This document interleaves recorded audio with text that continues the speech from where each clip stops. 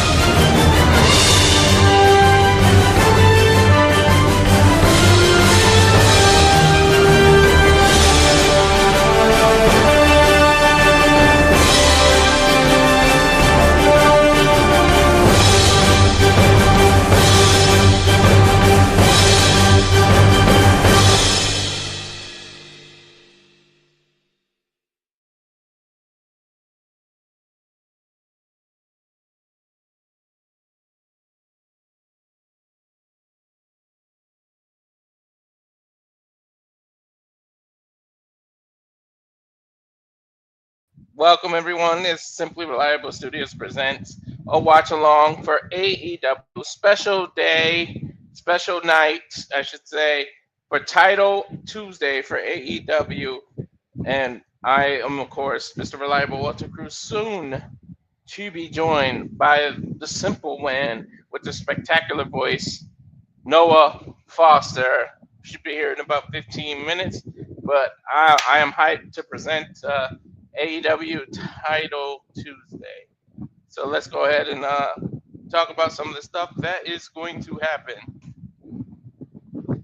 First up, for the first time since 2022, so 3 years, we will see, although we don't know, who exactly is going to be the opponents, but we will hear from Jurassic Express for the first time. Sorry, not hear from, but actually see them in action. Not sure who their opponent can be. You know, we could do something fun in the comments. Let's list some tag teams that you guys think will probably be the ones that face Jurassic Express. So obviously, it's going to be good to see them and to hear that song throughout the arena and actually have to cheer for Jack Perry. I don't know if he's back to just being Jungle Boy or Jack Perry or what, but sorry, James, you're going to have to start cheering or getting behind Jack Perry now. So it'll be interesting when we do future watch-alongs now that he seemingly turned to face, to see how you feel about that. James couldn't be here. We were going to try to do a three-man booth, but he was unavailable, unfortunately. So that's neither here nor there. We also have, you know what? I'm going to save that because Noah's going to want to talk about that. We have, of course, it wouldn't be Title Tuesday without titles on the line. We have Kyle Fletcher, the TNT champion, versus Kyle O'Reilly, part 2. So the second round of these two going at it. Last time they went at it. It was an awesome match. So we got Kyle Fletcher versus Kyle O'Reilly. The battle of the Kyles. Lucky Vince Russo is no longer writing because it'll be the Kyle on the pole match. They'll have some kind of contract. First person to get it has the exclusive rights to the name Kyle. That's probably what would happen. And hey, Safet, how's everybody doing? Thanks for joining and watching. Happy AEW Dynamite Title Tuesday / WWE NXT versus TNA Showdown, everyone. Yes, by the way, we will be covering the NXT TNA Showdown. However, we will be doing it tomorrow. So it'll be a retro. So what normally would be a Dynamite at 8 o'clock So 7:45 p.m. Eastern, we're gonna do it watch it from the CW network if you guys wanna watch along with us. So we are doing it. So please, no spoilers in the chat. Don't bring up anything that has to do with it. WWE, NXT, or TNA, because you will get the ban hammer. So that was your warning right there. So yeah, none of that. Then we have you know what? That's like Noah's favorite wrestler. I'm not gonna talk about that. We heard people. We heard people. We have the Hurt Syndicate. That's right, all three of them. MVP Shelton Benjamin and Bobby Lashley against The Demand.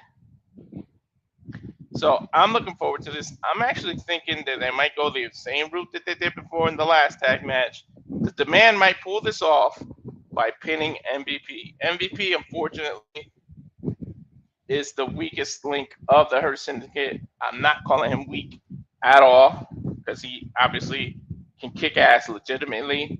He is a black belt in Brazilian Jiu-Jitsu. Been wrestling. He was the highest paid free agent or signing in SmackDown history at one point. The man could go in the ring, but he has had several injuries and knee injury, and we've known that he has still walks with a cane. So enough that we need to know right there is the fact that he still walks with a cane and he's hurt. So out of the three, because the other two are just specimens, MVP unfortunately will have to be the weakest link. Then we have this, which is very, very intriguing. I'm very interested to see who this is. But we have an AEW Dynamite Title Tuesday special. TBS Open Challenge for the TBS Championship. Mercedes Mone. We don't know who's going to answer the challenge, but somebody's going to step up. Real interested to see who will be stepping up.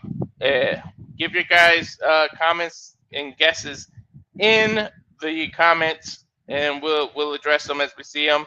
Noah should be here any minute. And then here we have wherever, Mr. Orange Cassidy versus Pac, who just returned, and man, does he look different with that haircut. Completely different person. So we got Pac versus Orange Cassidy. Of course, I talked about that already. And then here, Bandido. Oh, wait, you know what? I'll save that too, because I know how Noah is when it comes to Takeshita and Okada. So far, that's the card that I can talk about before Noah gets here. So what do you folks think? What are you looking forward to the most?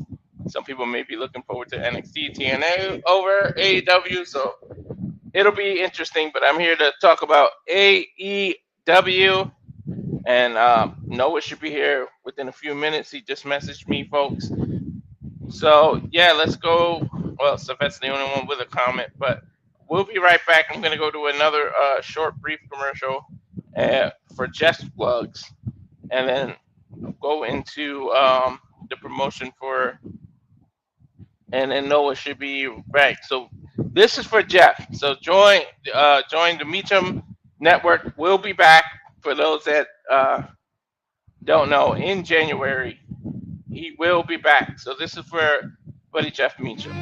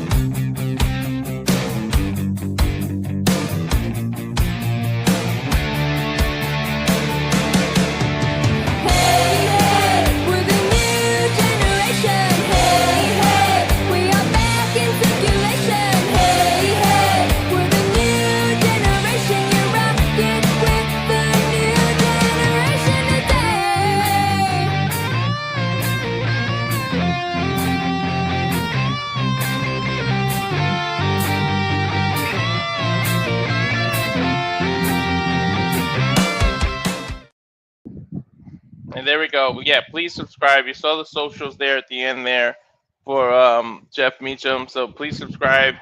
Some demons just need to be exorcised, and come January 4th, we will see what demons get exorcised. And Safet, I see your guest out there, Dakota Kai. Was she on a 90-day? Has it been 90 days already? Now I'm going to be curious about that. Could be 90 days. Izzy Moreno, that's an out there guess. I mean, and does she win, though? Like, whoever it is, do they actually beat Mercedes? If you want to make a big impact, Tony, and you did the special title Tuesday, and you want to make a huge impact, you can have somebody beat Mercedes. And I'm watching it on HBO Max, and they're showing Dynamite from last week. I was like, why are there fireworks?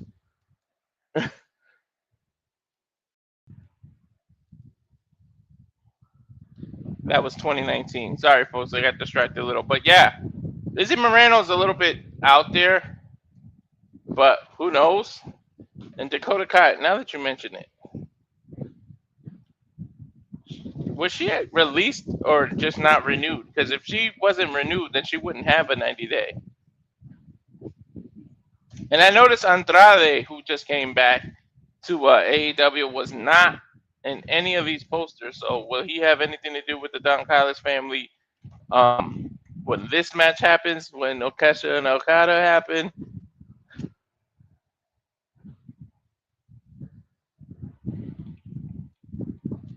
I'm looking up whether she's on her 90 days or not.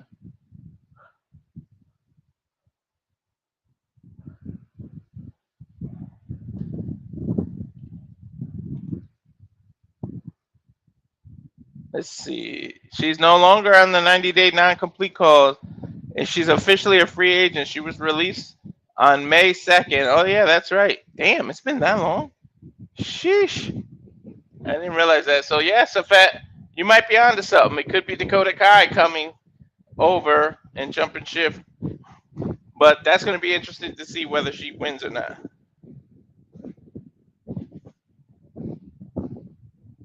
Please check Messenger.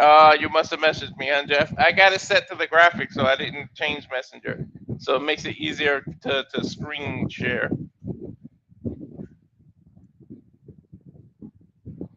But let's see what he said anyways. I'm at the arena earlier than I visited it. If you want to bring me into BS with you until the show starts, come on in, Jeff.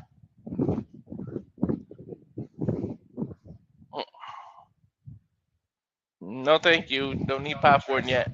No, thanks. Son's trying to offer me popcorn.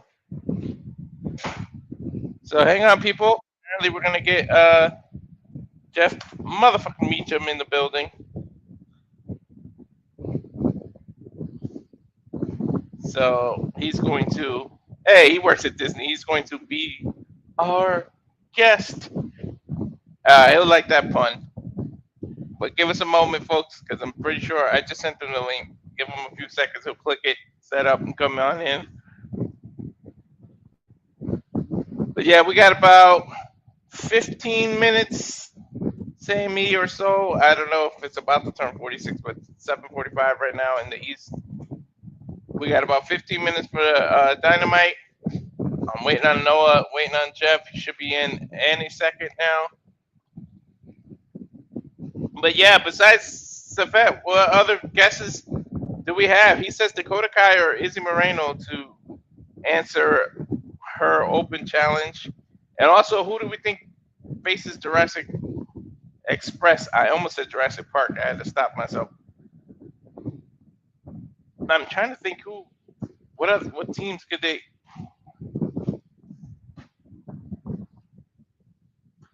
possibly use? All right, I see that Jeff has seen the link, so he is here. I'm going to add him. What's going on, Jeff? You guys hear me and see me okay? Yep. Okay, cool. Hi. Yeah, I'm obviously where I'm at because that's what I do when the Kings start their season. But I saw you, and I completely forgot you guys were covering AEW tonight and delay on NXT tomorrow because I'm still not watching AEW. And that's not a knock on them. That's just I haven't been watching. But Mhm. yeah, I am. I'm looking forward to. I just put a post up. I saw a friend of mine that works for the Kings. Been a friend for a while, and just the finality of selling the old studio, wink, wink, the house, is just so like 2 years ago, on the same day I was here for a game, first game of the season, like it is tonight, and it's just one of those things. Like it feels so much more optimistic this time than it did 2 years ago. Wrestling's doing so well. Yes, there's its bad. Everybody has their bad points. Everybody's got their good points, but wrestling feels better than it ever has from a fan perspective. The Kings have an optimistic view of the future. It's our captain's last season, playing professionally. And just today feels so much better than the last time I saw you guys, which would have been Saturday night. Mhm. Saturday night was awful because we were going into the last day at the house, and I knew I was going to be a miserable, sad little shit. And I was. I was miserable Sunday and yesterday. It was awful. But today feels so great. And I kind of chat with the player. The player kind of framed me.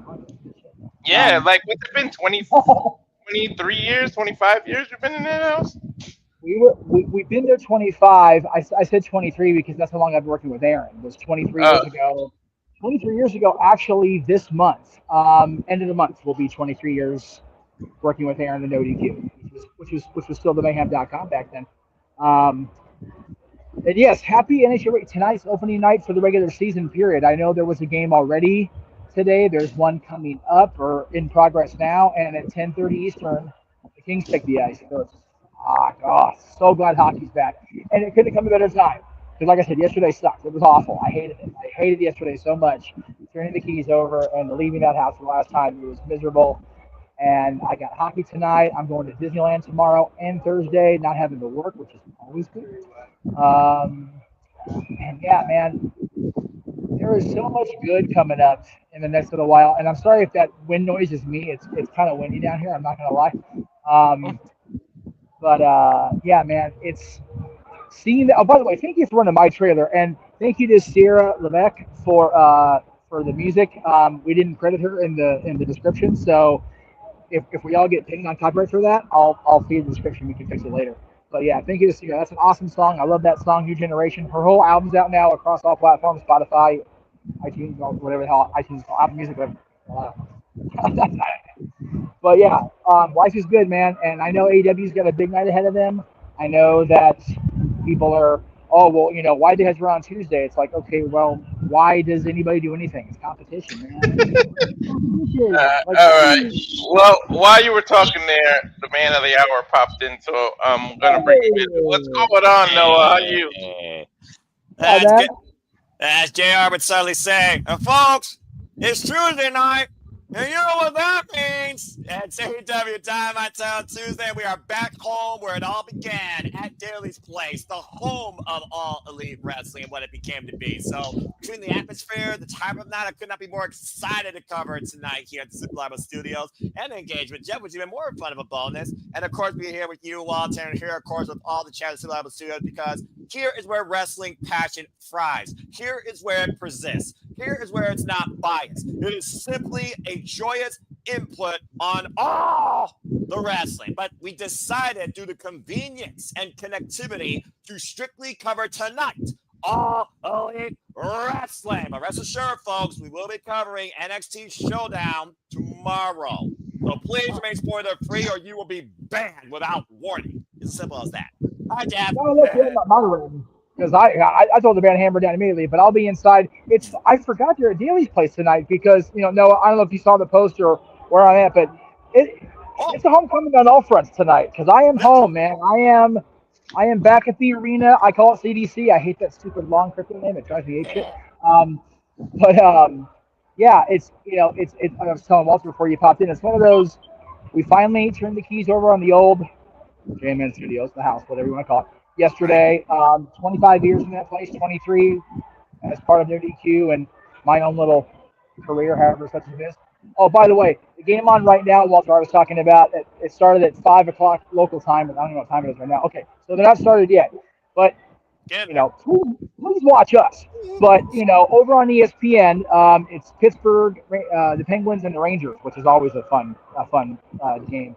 And then we're on after them. We're on ESPN tonight, as it turns out. We're not our local affiliate here. We're our game is one of the games being covered by ESPN on their national broadcast. So for those in the United States, after Dynamite's over, please turn on ESPN because you might see my dumbass on television. You never know. Accurate. It's so good to be back for King Talkie. And I'm so glad. It's funny. I told both of you guys this. I put that post up with that little checklist, the Cody Rhodes style checklist that I put up. Turns out that post went up a year ago today. Wow. So the synergy is wild to me that was a thing. Every goal but one has already been met in a year's time. So I'm looking proud of myself today.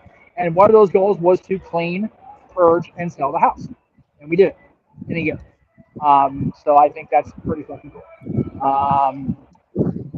But yeah, I'm grateful. I talk about watching Chris Angeles and what he's the attitude of gratitude. I am grateful to have King's Hockey back in my life again. I am grateful that the team is such that we can cover tonight and then have NXT coverage tomorrow night because NXT and TNA teaming up for the kind of event they're going to have tonight at Full Sail that's going to be broadcast tomorrow, obviously, for us, is just too freaking cool. And then I didn't realize how early we're going to be on the air Saturday. I'm so glad that I will still be part of it. I will still pop in, but 5 a.m. on a Saturday is kind of shitty. I'm like, Dude. like, oh my god! But at the same time, my kid's gonna be up watching Formula One qualifying at that point because they're wherever the hell they are this weekend. So we're gonna be up anyway, and then I work Saturday night. So what's awesome is I get to watch Crown Jewel, go to work, immediately go to my sister's and watch Bound for Glory from my sister's house Sunday night. So this week. I've been telling everybody I've been put through the last 3 days to earn the next 2 weeks. Damn right. Yeah.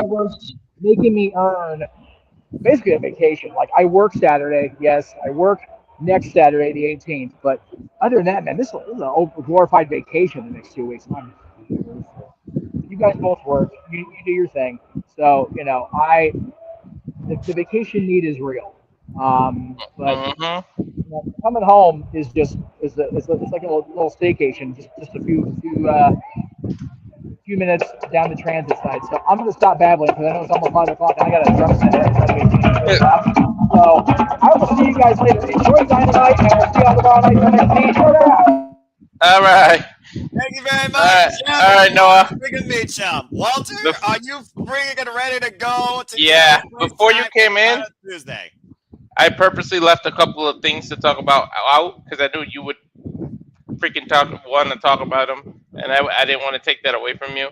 So I always do the rundown anyway, but let's go ahead and talk about some of this stuff, shall we? As we are merely 5 minutes away, and again, folks, you can watch along with us on your local provider via TBS or on HBO Max. I, of course, will use the HBO Max service. But yes, this is a very unique match tonight. Double Jeopardy Eliminator, where the tag team champions, Brodido, the Ring of Honor World Champion Bandido, and Violence Brody King take on Mecca, Kazuchika, Okada, and the Alpha, Konosuke Takeshita, just a few days away from challenging for the IWGP Heavyweight Championship against Zack Sabre Jr. at King of Pro Wrestling via Goku Sumo Hall. But here's the kicker.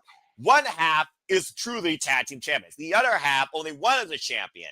But here's the real catch to why it's Double Jeopardy. If the Don Callis family, represented by the Alpha and the Rainmaker, win, they get a future AEW World Tag Team Championship opportunity. However, if Brody King or Bandido ends one half of the other side of the team, the winner who gets the fall in that match will challenge Okada for the Unified Championship. Yeah, that's. Here's the thing. I was asking the audience, Noah, do you think Andrade has something to do with it? He just joined the Don Callis family. He's not advertised for the show at all. Could he possibly interfere and cost Bandido the win here? Well, it's entirely possible considering how much the Don Callis family wants to see all the goal, and they tried with Hechicero, one of our match of the year candidates. You and I got to call, and he was unable to do it. And we got to figure out who's going to challenge Bandido for the Royal Rumble Championship at Final Battle. And it looks like right now I'm not going, so I'll be more than happy to cover it here. I'm a little bit sad about that, but it is what it is. Priorities over passions. But nonetheless, yeah, I wouldn't rule it out. And again, how does Andrade El Idolo fit into the Don Callis family now after taking out Kenny Omega? You know Kenny Omega, who just was with Brodido last week on Homecoming, is going to come back for revenge. And Lord knows, I've already seen Omega and Andrade for the Triple Omega Championship in Arena Mexico. So, CMLL. So I'm all for that being back. But yeah, I would not rule him being out, but I also look at the tensions. You constantly keep asking for it. How much is there tensity between the Rainmaker and the Alpha, where it's about proving who truly is the best in pro wrestling? What Okada once thought was temporary might be more permanent. And I think we're going to get more of a case of that tonight. Either way, we got so much teasing right now with so much gold in the fray. All these possibilities are very possible. So I would not rule Andrade out. I would not rule Omega. Hell, I wouldn't rule anybody from the Don Callis family out if you figure about the numbers. I wouldn't rule both of them coming out. But, okay, Don Callis can be represented by any two members if they get the title shot, right? It doesn't necessarily mean it'll be these two getting the title shot. He can mix it to any of his choosing, right? Because they didn't exclusively mention that. That is correct. I believe you are correct in that. Yes, I believe you are correct. So they can pretty much freebird that, and Andrade could become a tag team champion, a few weeks into his return. Well, would Andrade want to be a tag team champion, though? Again, what is the agenda is what I want to know when it comes to the Don Callis family, besides seizing all the gold, damn it, all the gold. And again, if Okada, who has been the AEW Unified Champion now since All In, but the Continental Champion now for over 560 days. When was the last time we saw Okada pinned in AEW besides Bryan Danielson with a roll-up? Let's be honest here. So I think there's pressure on the Alpha, also trying to get the win for his side, but also sending a message to Okada. There's pressure on all four men here, but I would not rule either side out. And again, as we just are mid-moments away, and I can't open it yet on HBO Max, radically enough, just running down the card real quick here. We got John Mosley's Tomohiro Ishii. I got you, bro. John Mosley's Tomohiro Ishii, one-on-one, a G1 Classic climax match being revisited. A street fight with the Hurt Syndicate and the Demand, where Demand looks to command respect, and the Hurt Syndicate looks to hurt Ricochet, particularly MVP. The Battle of the Kyles once again as Kyle Fletcher defends the gold against Kyle O'Reilly. TNT champion on the line, and Kyle versus Kyle 2. And another rivalry renewed. The former AEW Mid-Atlantic All-Atlantic champion took on the former AEW National champion that took the title from him. Both these men 6 months removed from injury. And, of course, with Pac, 6 months of pent-up frustration. Looking to take it out on his greatest rival. Pac goes one-on-one once again versus freshly squeezed Orange Cassidy. Who shows up to take on the CEO, and does Mone talk or does Mone walk in defeat? Mercedes Mone with a TBS Championship Open Challenge to anybody from Florida. And, of course, Jurassic Express, they are back on the tag team scene, the first time together since Road Rager in 2022, where they lost the tag titles in a ladder match to the Young Bucks. And as my friend so elegantly put, of course, we have Double Jeopardy Eliminator match, where if the tag champions get a win, the winner will get a chance at Kazuchika Okada's AEW Unified Championship. But if Okada and Takeshita wins, the Don Callis family will get a future AEW Tag Team Championship opportunity. That and so much more ahead tonight with Hangman and Page Samoa Joe going face-to-face ahead of Wrestle Dream. And I'm sure we'll get more Wrestle Dream build and blood and guts teases galore and so much more as we look towards Homecoming Collision as well, too. All here tonight on the special Tuesday edition of AEW Dynamite from Daly's Place. We are back home. So without further ado, refresh your feeds if you can. Go on the HBO Max. Get on TBS. Let's head into the scene at Daly's Place. The event is about to start soon. Remember, folks, we are exclusively focusing on AEW. If you talk one iota of an NXT spoiler, you will be banned. He is producer, man. I am the commentary, man. We are the Super Reliable Studios. We are Super Reliable. And let me say it one more time, because Walter, it's Tuesday. You know what that means? The Super Reliable Studios is back on the air once again. And we go back home where it all began for All Elite Wrestling with a special edition of Tuesday Night Dynamite. This is Title Tuesday as we are in Daly's Place. Let's go to Tony Schiavone in the ring. God, it's good to be back in this building. This is my bucket list of places to go. And again, pay-per-view, HBO Max.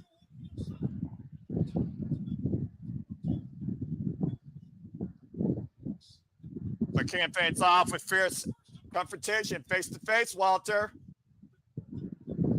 Yep. I got to refresh. Hold on. Cowboy Shiznak about to enter Daly's place. How many times has the Cowboy exited onto this stage? Let's not forget the very first match when the audience came back from the pandemic. It was Hangman Page versus Brian Cage at Double or Nothing 2022. And of course, Hangman Page, the AEW Men's World Champion for the second time, coming off an incredible defense against the protostar Kyle Fletcher. And of course, he will be going one-on-one with a man he has never beaten in Samoa Joe. Samoa Joe, Hangman Page, one-on-one, first time ever for the AEW Men's World Championship. I mean, a former AEW champion. And speaking of which, it's going to be a hell of a battle, I'll tell you that much. The uniqueness that they're away, because who beat Samoa Joe to become champion? And then who was Swerve Strickland, to your point, at Dynasty, who is out indefinitely. And who was Hangman's one of the biggest rivals.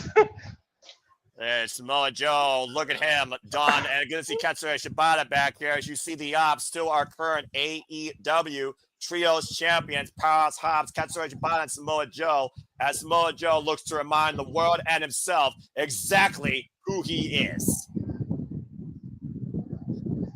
When this man Samoa Joe comes out and he's about to take to the mic, you listen, Walter. You and I both know that for a fact. Mm-hmm. He doesn't have to be loud. He doesn't have to be vicious. He's just truthful.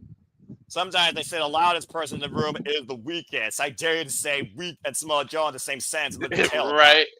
It was almost like a Jake the Snake promo because he used to be quiet, but you had to listen. Oh, boy. It looks like we're going to hear from the champ first. Let me put this one up. This one's brighter. Floor is yours, Jack. Champ, not Jeff. Jeffrey. 6 years. They do it down all across the country. Yeah, long time here in this place. Hell, you freaking lived to survive during the pandemic in this place. In those 6 years, I have won, I have lost. I committed arson. Damn, accurate. Damn. Hey, he owns up to who he is. You gotta respect that. He did say he's real, Walter. That's the guy that's never been confused as last week. I've never been as confused as I was.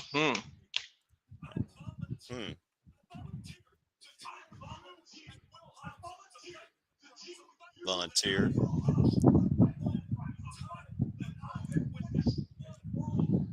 I won our team the match. You lost it. I mean, he did. He blew a gasket. He's being genuinely honest. He's not wrong. He sucker punched Hangman Page in the face. Not the first man he sucker punched. Guarantee you that. Damn, I'm confused. Are you confused, Walter? Yep. Shout out to everyone in the chat. Safet, Jeff, Matt, Nestor, Wesley. Appreciate you all as always. To all those that are tuning in and not commenting, but engaged with us, we thank all of you. You make this possible. Summit World Championship that you once held. You stood across the ring from me.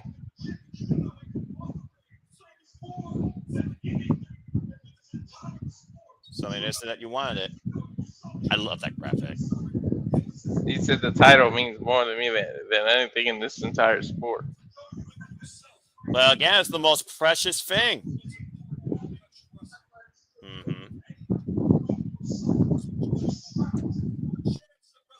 Get your chance to miss a dream. But let me tell you this. And then I actually get us to skip and scream. And I should do some touch in the face. You owe him? What do you owe him? At All In. You, the Ops. Oh, yeah, that's right. They did help him get that title from that briefcase. I almost forgot about that, to be honest. But there was so much crap that went down during that fight. Texas Deathmatch, excuse me. But he's right. The Ops did play a hand. I appreciate it. I respect it.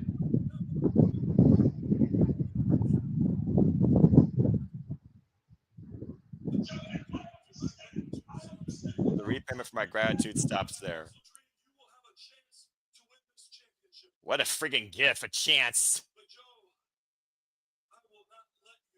I will not let you take this from me. Whoa. A very humble, but a very dedicated Hangman Page to the AEW World Championship. Now it's time for Joe to respond. This should be good. We know how much of a wordsmith Samoa Joe is, folks. Get ready. Ladies and gentlemen, everything this man said is absolutely true. Oh, okay. So if we're here talking about truths, let me share a few of my own. I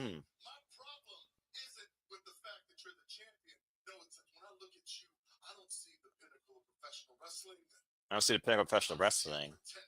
I see a pretender. Ooh. Okay.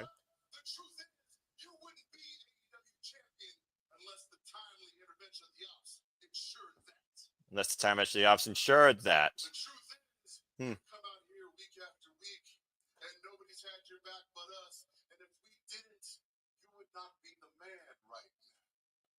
Damn. Saying the ops pretty much the only reason that he is the man he is right now.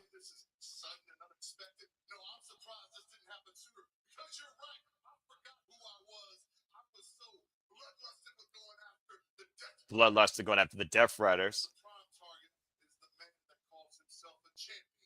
Got the prime target, the man that calls himself a champion. And he calls him at Page no champion.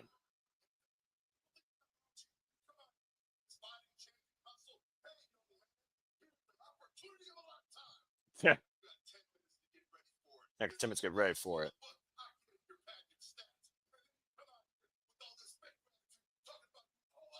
Fake gratitude. Samoa Joe bringing up some interesting comments. If anyone knows anything about what's owed back to you in this business, it's Samoa Joe.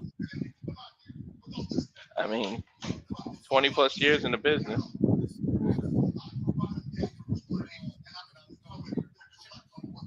Standing in front of him is a fraud.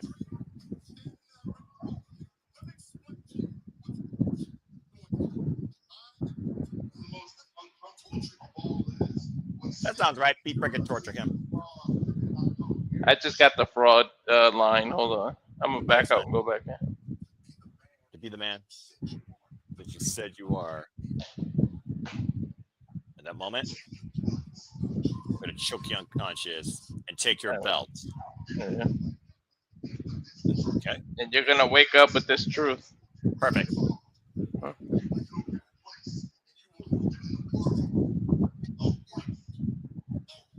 What's funny was Moxley beat Hangman, right? And then Joe beat Moxley. These guys are intertwined with more ways than they realize. Yeah. And Samoa Joe basically showing himself as the blessing AEW needs, a real champion.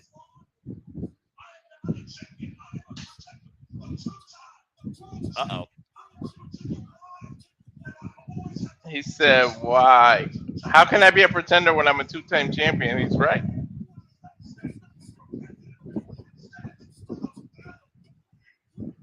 This is accurate. And what matters when the bell rings? Not opinions don't matter. It's what happens when the bell rings. He's absolutely right.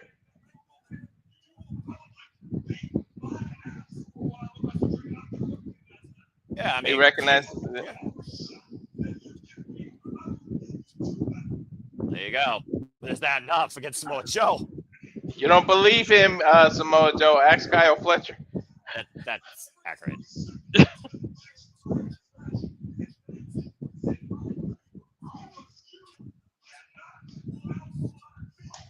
Damn!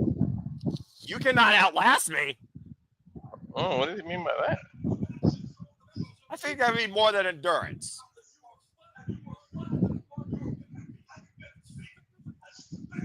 Be as fairly as possible. Bring the same energy you brought to All In. The love for the sanctity of this sport. Preach!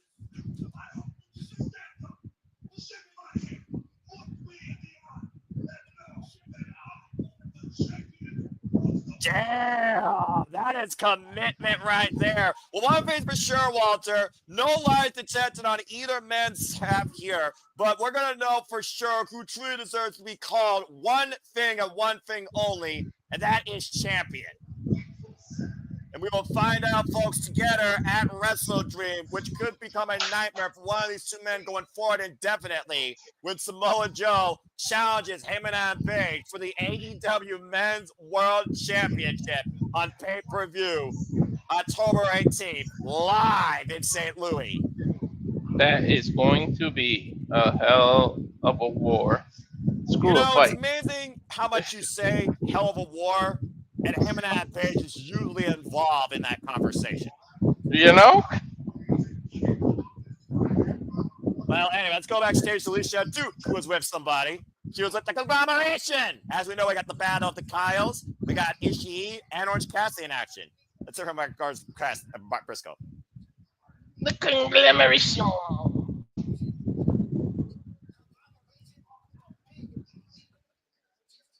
I love when he talks. Yeah. Just listen to him, man.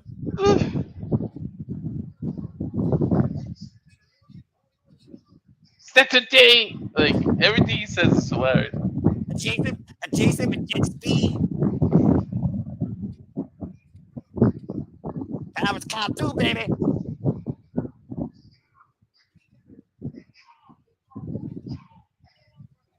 Kyle be down man hungry. That would not go unpunished. Okay, this is gonna be a tongue twister now. Kyle this and Kyle that. So here's what you do, folks. Every time we say Kyle, take a drink. Kyle!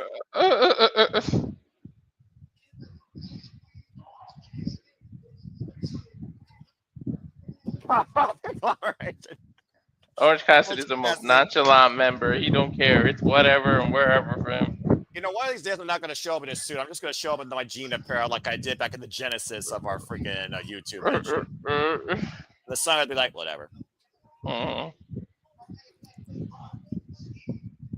And with your hands in your pocket. A man managed to taking on Mox. You're guaranteed to be a slobber knocker. Well said. Oh, damn. That's Fred. They're going to start with that shit? Let's fucking go, John Mox, Ishii! Kicking things off next. Oh, yeah.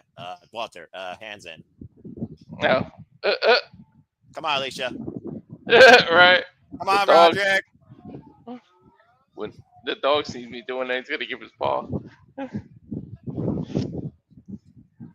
I love that Ishii just remains absolutely emotionally stirred. Whatever. Yeah. I knew he was going to say it. I mean, when you said anything less, let's be honest here. I couldn't say any better myself. Let's go down to the ring. Uh-oh. Damn, this is really happening right off the rip. Well, let's not waste any time. Let's get started. Oh, please don't bleed. Please don't bleed. You realize who he's facing, right? This man will cut your chest open with chops. These two baptize each other in beautiful, glorified violence in the Cathedral of Professional Wrestling, Corrigan Hall in 2019. Walter, get ready for a fight. Simply put. And get ready for a man that has no problem coming to this homecoming through this entrance. How many times I see John Moxley walk out in Daly's place through that bomb amongst the all-elite fleet. First time ever, Marina Shafir in tow. And speaking of John Moxley and Wrestle Dream, let's not forget, Walter, one of these men, we know neither man has quit in their veins, but someone will have to say I quit come October 18th when Darby Allin goes one-on-one with John Moxley at Wrestle Dream. First ever I quit match in AEW history. Is Ishii still the strong openweight champion? He is exactly still that. Ishii is still the injury strongweight champion after beating Gabe Kidd for that title. Damn, Not to mention, April? he just lost the IWGP Heavyweight Tag Team Championships to the Knockout Brothers back at Destruction in Kobe. And we'll see if the third time's the charm for the Stone People of Ishii. As I talked about, their first match goes back to 2019, but this is not their first match in AEW. Previously, these two faced each other back in June 2023. And John Moxley won that night. John Moxley has 2 victories over the Stone Pit Bull. Ishii won that title, in April, right? Yeah, exactly. He won it at a Resurgent. No, Windy City Ride. Chicago Windy City Ride. Yep. Yeah, all right. About 6 months. You're talking about bleeding, but let's just be honest here, man. These two are the definition of stubborn, strong style. They don't know how to quit. They're too stubborn for their own good. Well, when you're talking about a man that was rendered dead for 10 minutes and lives on like every fight's his last one, refuses aid after every match, you kind of just basically develop stubbornness as common as day and night. And there's no one I'd rather see more stubborn in this business than the Stone Pit Bull, Tomohiro Ishii, who is right now 1-0 on Dynamite. Oh, shit. They actually let him bring the championship on TV. Okay. Of course. I mean, it's a partner. Tomohiro Ishii, of course, 49 years of age, 28 years in the game, trained by Riki Choshu, has over 2,700 matches in his career, record-setting 6-time never overweight champion, held that title for over 516 days. Referee Paul Turner for this contest. It's not even a banger. How you talk about before the stubbornness. It's a mental game because to beat Ishii is to break his will more than his body. And he's a masochist. He likes pain. Which one you talking about here, John Moxley or Ishii? Both, to be honest. All right, good man. You understand that both these men forehead to forehead here. Still the kind of night, so much more. We got a street fight, Syndicate versus the Demand. We got Orange Cassidy versus Pac. TNT and TBS titles are on the line. And Jurassic Express, first time since 2022, return to tag team action. Both these men immediately go into the elbows right now. And of course, Ishii never wavers, never relents. We've seen this man with some of the damnedest fights of his life in and out of All Elite Wrestling against the greats from New Japan and TNA, just to name some companies he's been involved with. Of course, former 2-time Rev Pro Undisputed British Heavyweight Champion as well. That knee caught Ishii, though, on the jaw, staggering him, and just right off the shoulder block. Fires back with an elbow, the Irish whip, thrown off in the corner, and blasts it through Moxley with the shoulder tackle. Send Moxley to the floor. All the way to the outside. Yeah, talk about that bounce, by the way. But you got to be aware of John Moxley whenever you're on the outside of the ring. Again, this man took Ishii to that freaking East sign in Corrigan Hall. Be careful, Ishii. I just saw Moxley reach in his pocket. I don't know what the hell he went to go get. I don't know if you noticed it, Noah, but he was in his pocket. Yeah, well, right now I don't see nothing in the pocket. I just see a rag down the spine of Ishii. And you knew that John Moxley was going to take this to the outside, Walter. You knew this was not going to stay inside the ring. Oh! At first, referee breaking up the count. Oh my god. Yeah, you noticed that didn't bug him. And Moxley. Yeah. Remembering exactly, to your point, the word of the day is stubbornness in this match, folks. How stubborn she is when he doesn't show pain. I'm surprised that scratch across his back didn't affect him more. That shit made me hurt. It probably just pissed him off. I honestly don't know if there's a day that Ishii is actually happy. I don't know. This is though on the outside. She might be a big equalizer here. Shafir fears no man or woman. Not trying to literally gouge the eyes of Ishii. They say don't throw a Don't headbutt a Samoan. Oh. Another rule is don't throw Ishii into the corner turnbuckles or the ring post. That drop kick just sent Ishii into the barricade. Our opening contest is going to be one hell of a dogfight. Continues here at AEW Dynamite Homecoming on Title Tuesday. Stay tuned. We keep you up to date with the action and the thoughts here during full commercial break or Quest for a Quiet Picture in Picture. Fuck television. I bet you it's picture in picture if we were on, we were watching on Sling. Well, it's one of those things where it's like, again, it's one of those things where, you take what you got here pretty much. And again, folks, thank you all for tuning in. We are Super Alpha Studios. If you're tuning in for the first time, as we cover all the biggest shows, previews, PLE special across all phase professional wrestling within our budget and within our time and within our availability based on the resources we have as we cover strictly at night, just AEW Dynamite Title Tuesday, Homecoming at Daly's Place. Again, we will cover NXT Showdown tomorrow. Please remain #spoiler-free or Walter Cruz will ban you. But please stay tuned for our coverage shortly after the No DQ review. Again, right here at Super Alpha Studios, so much more to come, including not limited to City Predicting double feature for TNA Bound for Glory and WWE Crown Jewel. This Thursday, 10:30 p.m. Eastern Standard Time live across all of our channels here, as well as coverage of both WWE Crown Jewel through some sort of way, and TNA Bound for Glory this coming Saturday and Sunday, respectfully. So please stay tuned for us for this entire week of shenanigans, wrestling coverage, excitement, and galore, and so much more right here at the Simply Reliable Studios. As far as Collision Homecoming, I don't know. I figured about it, but it depends. It honestly depends. Why? It's in Ohio? No.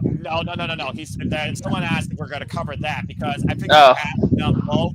And I know Collision Homecoming, we got Megan Bain with FTR taking on Willow Nightingale and Jet Speed. We got Josh Alexander versus Kota Ibushi. We got Timeless, Tony Storm, Harley Cameron, and Chris Statler taking on the Triangle of Madness in trios action so far. And we also had the Beast Mortals versus Eddie Kingston.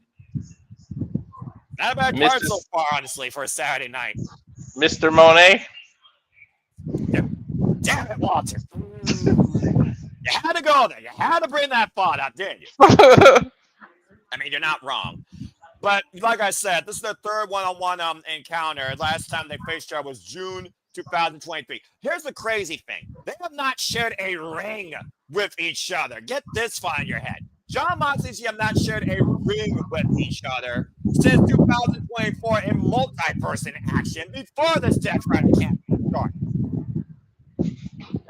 That's crazy. And John Moxley, by the way, I talked about Ishii's wrestling regime. John Moxley, 39 years of age, 21 years in the game. He has youth, but a lack of experience on his side. But he's also been involved in over 2,000 matches. Of course, the record four-time AEW World Champion, former IWGP United States, IWGP World Heavyweight Champion, WWE and WWE World Heavyweight Champion, CCW Champion, etc. There's a 10-year age gap between them? That's correct. Sheesh. You didn't figure out that, did you? Mm-mm. And keep in mind, folks, one of these men is a father to a little girl.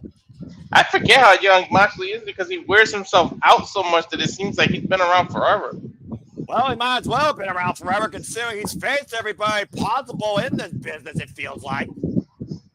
And you're the one that says John Moxley's overdue for a damn vacation. Doesn't look like he's ready to let up yet. You thought the ride was over after he lost the title. Looks like the ride continued to flow strong. Ray Shafir, of course, echoing John Moxley's mission statement, have been the ride or die partner of John Moxley since this Death Rider escapade. And now you see John Moxley going to work on Ishii's hands.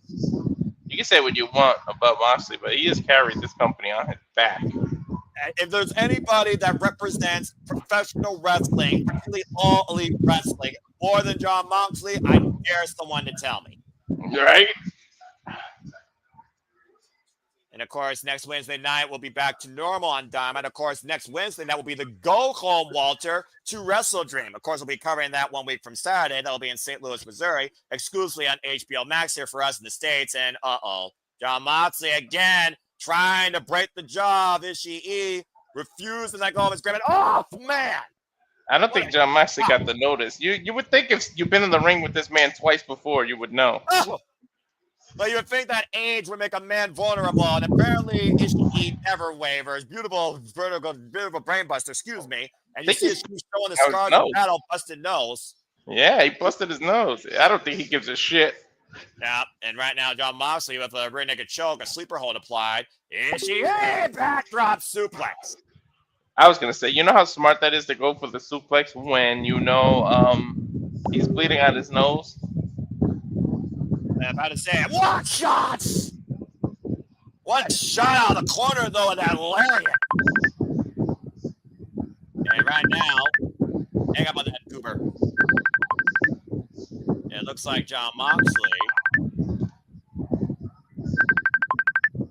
trying to focus on whatever's next for him, of course. Probably on next for him at Wrestle Dream. Big old shot here right now. And Moxley taking too much time, and then she's making a pay. Pile, high stack, and kick on it too. Sorry, I had a hiccup there. What a hell of a powerbomb there, by the way. Is she following up the slime lariat? Moxley ducks out of the way. Now Moxley going to follow the curve stomp. Ishii gets out of the way. Waistlock applied. Standing switch exchange in play. Side headlock. Off the ropes. Ishii eats a lariat. Oh, God, and drives his head into the heart of Moxley. I would say next to freaking Tamaki Homa, Ishii's got the toughest head, but not name a Samoan. Cutter! Kick out at two with the follow-up lariat. Very late kick out there by John Moxley, Walter.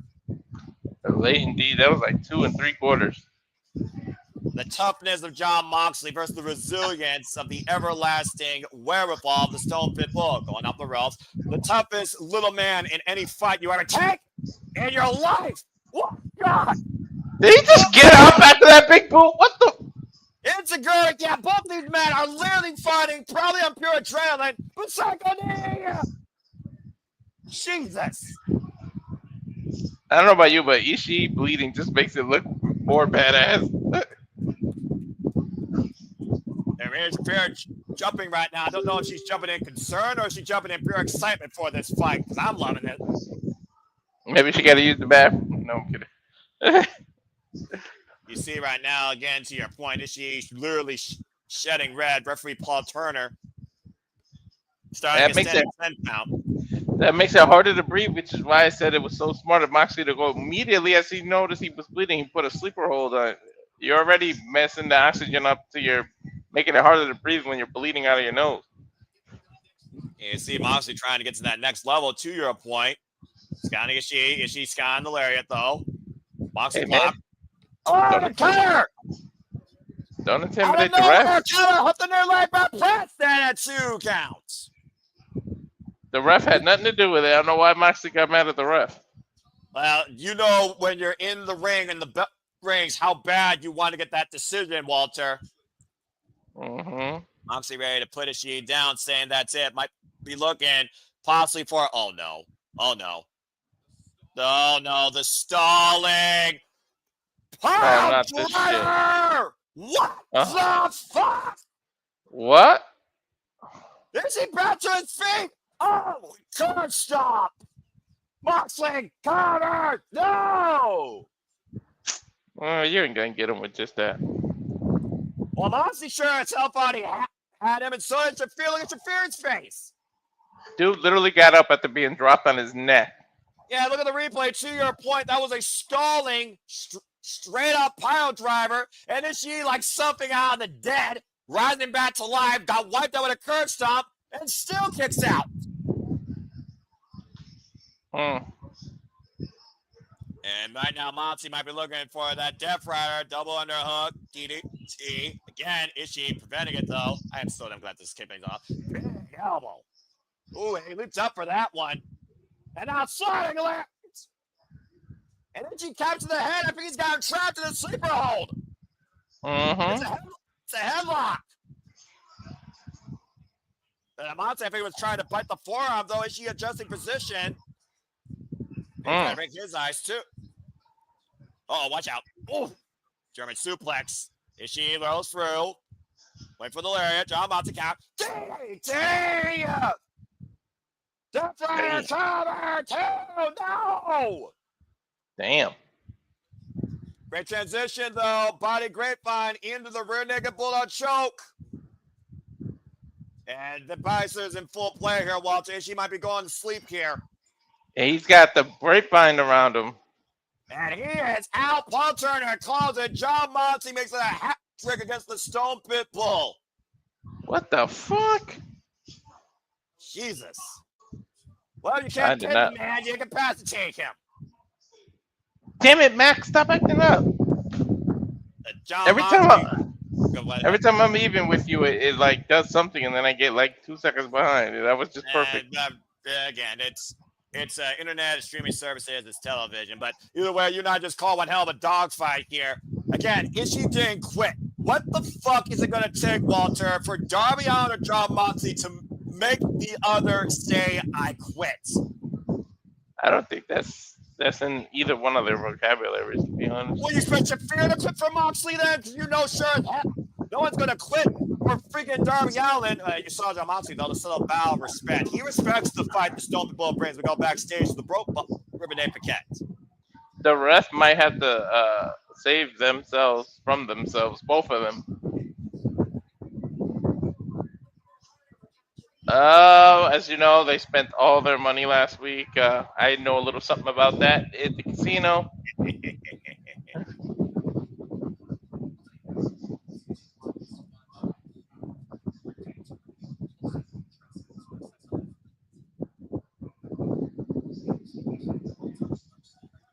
Oh, what? He actually bought tickets to be at least a spectator by selling a couple of their sneakers? Wow, talk about desperation. I don't think Tony Khan's going to answer the door for them. Just What saying. was that? What was that up next in the corner right there? What's that? It said freaking Street Fight's up next. Okay. First off, that was a fucking awesome dog fight I expected. Again, when you wrestle, fuck that. When you fight the Stone Pit Bull, you're going to get your ass kicked. Fucking love it. Every time I see a cheap fight, it makes me happy. This is my professional wrestling, damn it.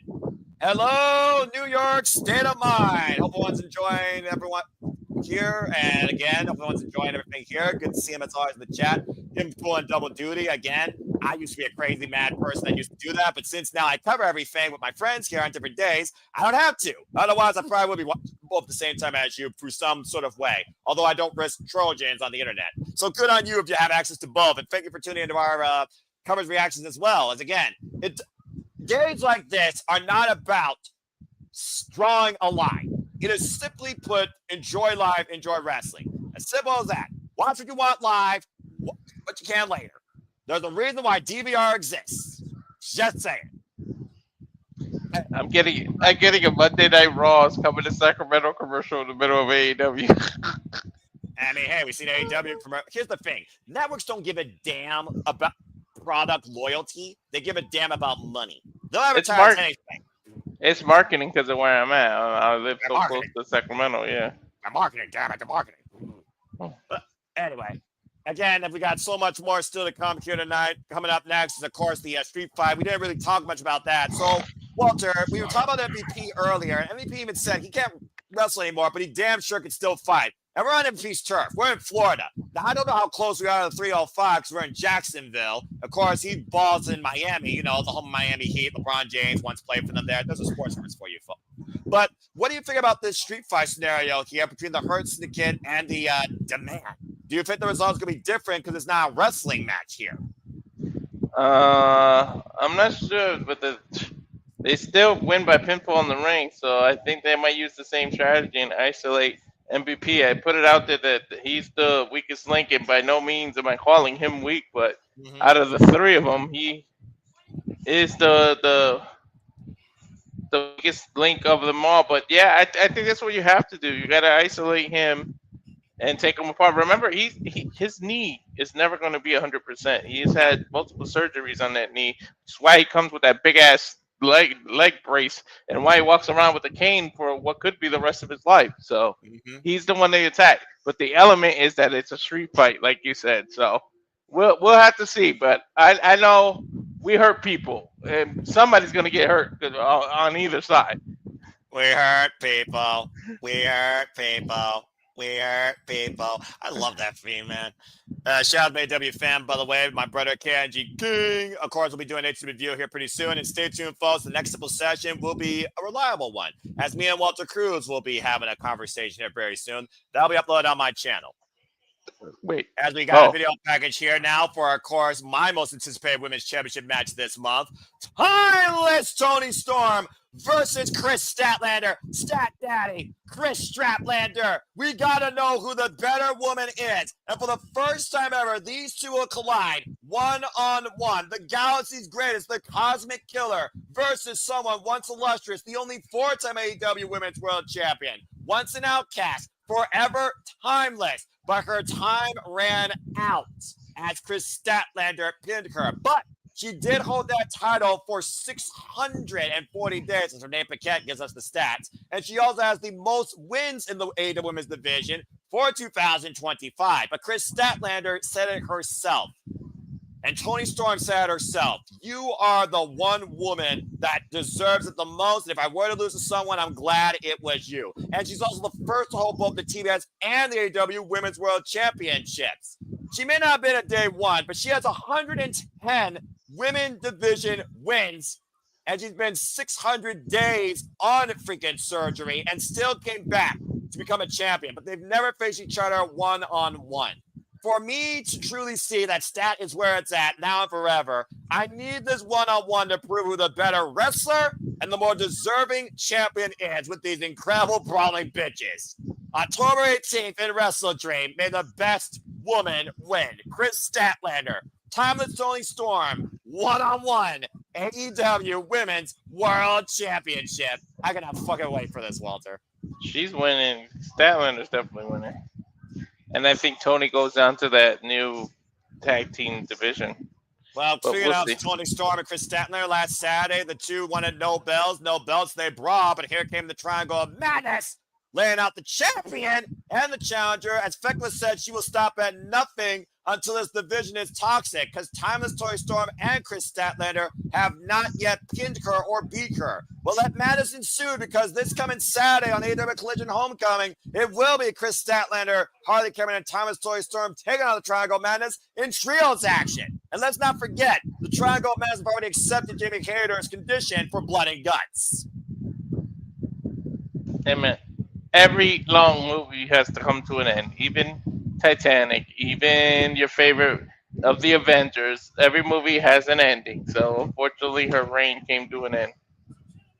Well, let's see what happens here as we get ready for the street fight with the Demand, who beat the Syndicate and handed the Syndicate their first trios defeat at AEW All Out. As a trio, they are 2-1, though, Walter. Mm-hmm. And Gates of Agony, of course, who aligned with Ricochet, where they say now when you command respect, the demand is always there for it. And they are not dressed here for a wrestling match. Again, folks, this is a street fight. To hell with the suits. To hell with the way you recognize them. They coming to fight. Yeah, they are not waiting for the Syndicate to arrive here for business to pick up. They are literally just laying out the ring with the plunder. And, oh, boy. That a dog chain? Yeah, trash can, dog chain, steel chair. You know, you just said how they're not dressed to fight. Look at the Syndicate still dressed to the nines. Mm-hmm. Only the Syndicate, the best dressed complete fashion professional wrestler, can show up in a suit for a street fight. They're probably pull-away suits. They're probably going to pull them right off. I mean, again. You know what that says? That they don't take them serious at all. That's what that said. But at the end of the day, is this business or is this personal? I think it's a little bit of both. I mean, you said yourself, MVP was pinned by Ricochet. Ricochet with a kendo stick in hand, MVP with a kendo stick. Totally Leona, Bobby Lashley about to pick things up. Oh, boy. Here we go. Is there even a bell? Is there even a bell? Yes, a bell did ring, I assure you, while freaking Ricochet is freaking fighting with a not lightsaber against MVP, and Bishop Kaun is fighting with Shelton Benjamin while you got the meat division. What? God! With Bobby Lashley and Leona. You shared earlier, Walter, freaking Bobby Lashley, darn it, in the MMA. That was a vicious Samoan drive with those steel chairs, though. And Bobby Lashley might need to go those MMA routes if he's going to outlast Liona here. We still know who's better than these two men. I mean, we got just a taste of tease last time they fought. Yeah, and then it got thrown in disarray. Mm-hmm. Yeah, good luck to, I think it's Rick Knox, I think is the referee for this contest. Shelton Benjamin right now just literally teeing off against Bishop Kaun. Bobby Lashley driving Liona into the barricade, and MVP slowly making his way into the ring. It looks like they may have isolated Ricochet. The shirt's coming off. Oh, boy. Is it still incredible to say how jacked and how proficient Bobby Lashley and Shelton Benjamin are at their age? At like 46 and 48 or something like that. And, of course, Shelton Benjamin, former WWE Intercontinental Champion, and, of course, a former multiple-time Raw Tag Team Champion, former AEW Tag Team Champion. As, of course, AEW Dynamite is alive and well on the X. You can be part of the conversation using the hashtag AEW Dynamite as people are talking about things here. MVP goozling Ricochet. Oh, no, low blow! I would not think Ricochet would be a punter for the Jacksonville Jaguars, by the way. And right now, you see Bishop Kaun and Liona here just healing off against MVP. Bobby Lashley now coming to MVP's aid. You talked about earlier the weak link here. You talked about the weak link for the hurts of MVP. What's the weak link for the demand, Walter? That's a good question. Who do you freaking exploit there? I don't think there is a weak link. I mean, even Ricochet does his thing, but I mean, I guess Ricochet would be, I guess, out of all of them, but not even. I mean, the man can go. He's just fills up his tank on diesel and goes. Like, seriously. Yeah, outside the ring, though, we see Bobby Lashley with Liona and a table precariously perched up against the barricade awning for the ringside elevated. And Ricochet trying to hide underneath that table. Mm-hmm. The MVP saw that. If there's one thing that's fragile on Ricochet, it's his ego. We know that for a fact. Anything else, though, the jury is out. Mm-hmm. About to say, the last thing you want to get the hearse to get, though, is a weapon. Oh! What is that he's using? Crutches? That's a crutch, and I have no idea where they got that from. I think a fan probably gave that. A little fan participation here, as only AEW does. Now, Benjamin with Bishop Kaun, a scoop slam onto the chair. I mean, how do you call a fight besides the physicality? Like, seriously. There's so much shit going on MVP with a suplex in the stage area. And we know how tough that stage is. How many times have we seen bodies crash on that stage, Walter? I'm just saying. And we see right now that kendo stick that Liona broke over his head trying to choke out Bobby Lashley. MVP coming to the aid of his Hurt Syndicate brethren. And these three men go so far back, even before the Hurt business in WWE, before they can botch that. You think about when MVP managed Bobby Lashley during his run at Impact Wrestling, as I followed Bound for Glory's 2014 to 2016 on TNA Wrestling's YouTube channel. Again, folks, stay tuned this Sunday. We'll be covering TNA Bound for Glory. Ricochet! How? He just ran and wiped out everybody with the largest cannibal launch I've ever seen. Who the hell bounces back in the street fight? Stay tuned as action continues to unfold here at AEW Dynamite Homecoming. Fuck television. What the hell? I'm so sick of these Prop 50 commercials. Ugh. Oh my gosh. That was so darn freaking crazy. I was just talking and then just see Ricochet coming in like a freaking bat out of hell, launching himself. Good God. Mm-hmm. And speaking of launching, we know that your move was launched to the stratosphere. As we know, this Sunday at Bound for Glory, we're covering Javon Evans challenging for the X Division Championship against Leon Slater, as well as Indy Hartwell challenging for the TNA Knockouts World Championship against NXT's Kalani Jordan. We also know we got one last table, the Hardys versus Team 3D and Hardcore War with the Order 4 and the System. So much more to come, including the Call Your Shot Gauntlet this Sunday at TNA Bound for Glory. I cannot wait. We're bound for greatness. I tell you that. That This pay-per-view week is going to be is awesome. bound for greatness for any professional wrestling fan.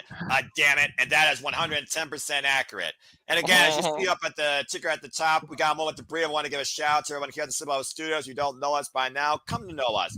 Rock and roll with Rock and Roll. Something else. Follow him there. You see the hashtags, of course, and you see the taglines up there. Again, shout out to the Wrestling Corrective, great friends here at Samoa Studios, James Hebert, that he, of course, works with. You saw, of course, Rangers of Wrestling, Dattila when it's wrestling time, always keeping us informed for all the news. So follow our Pink Ranger when it's wrestling time, Dattila at Rangers of Wrestling, my NOLA partner and fellow TNA faithful. He does really cool dumpings on the internet, and sometimes he makes inadvertent calls where he shouldn't, botcher. But follow James Hebert and look at his uncle's documentary when you can, J. Hebert Side 95 on YouTube and on the X. And again, Your mother botcher. Yeah, right. Not the first, the last. That freaking idiot. And again, you can follow us across anytime. We have an update at SR Studios 2024, including our first ever Celebrity Studios Awards that you can now vote for some of those categories on the X as well. And you saw Jeff Meacham earlier as he enjoys opening day for the Kings. And stay tuned for the relaunch of the Jeff Meacham Network next year in 2026. And again, don't be a dickhead. Subscribe to our Canadian friend, Ash, at Bag for Wrestling. The best friend you could have for New Japan, AEW, WWE, and an open mind with all things wrestling. Appreciate her always. So follow our Canadian friend, Ash, again, when it's time to go batty for wrestling. We might be doing a KOPW review next week, folks. Stay tuned. And again, if you want to engage with me, I'm barely social, but I love to cover all the wrestling here with my friends. I love to encourage you to follow them and not me. But if you want to learn more about me, go ahead and try. Find me if you choose, or join the league. The Predicting and Foster 916 on the X and on YouTube.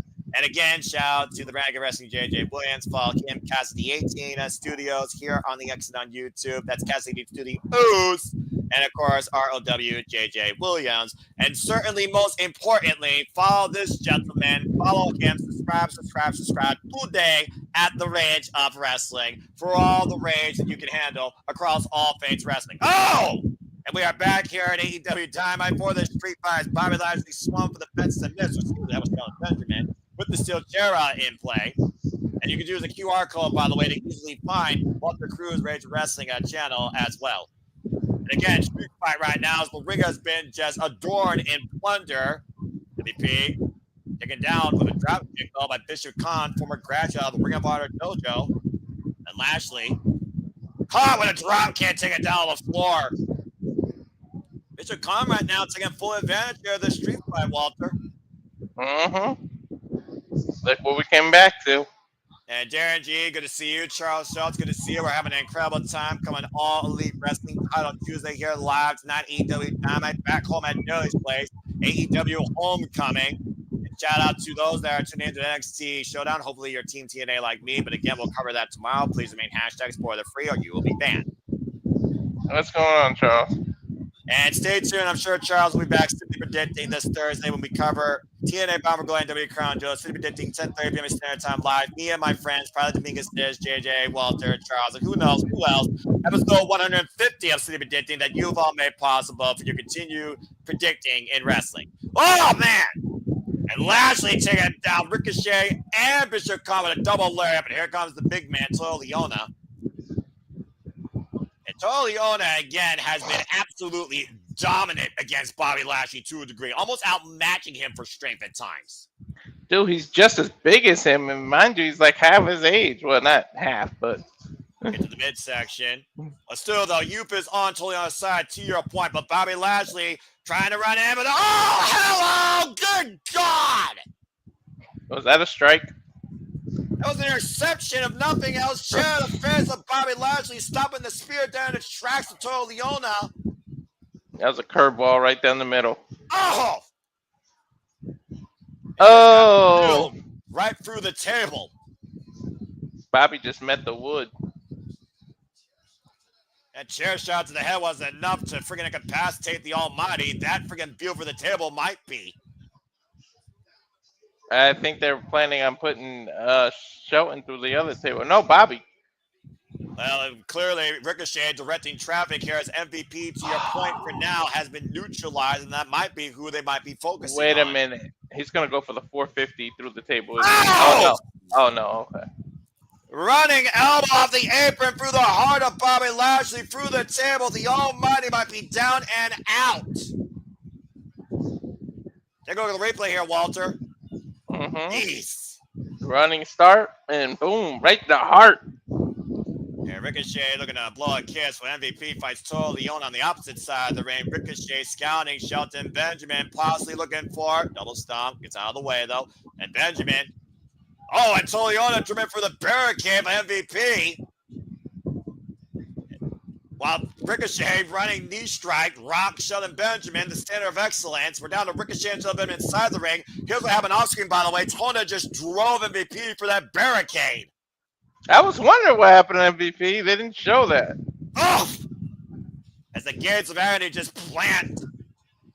Line of the match in hand. Cover on Benjamin. Kick out at 2. Good grief. How the hell did he kick out of that? It's a human car wreck. And stay tuned, folks. Again, special program note. Next week, Wednesday, is a 3-hour special Dynamite and Collision back-to-back go-home shows for AEW Wrestle Dream. There is no Collision on a separate day. It will follow Dynamite immediately. Live 3-hour special next week, Wednesday, Dynamite and Collision. That's a smart move, in my opinion, because that means you literally get everything set next week, Wednesday night. Unlike some places. Anyway, I'm not saying anything. I'm just being realistic here. Advanced booking, what a crazy concept. And Ricochet right now, what the hell? The shooting star press! Warps the table on the back of Benjamin. Doesn't crash through it, though.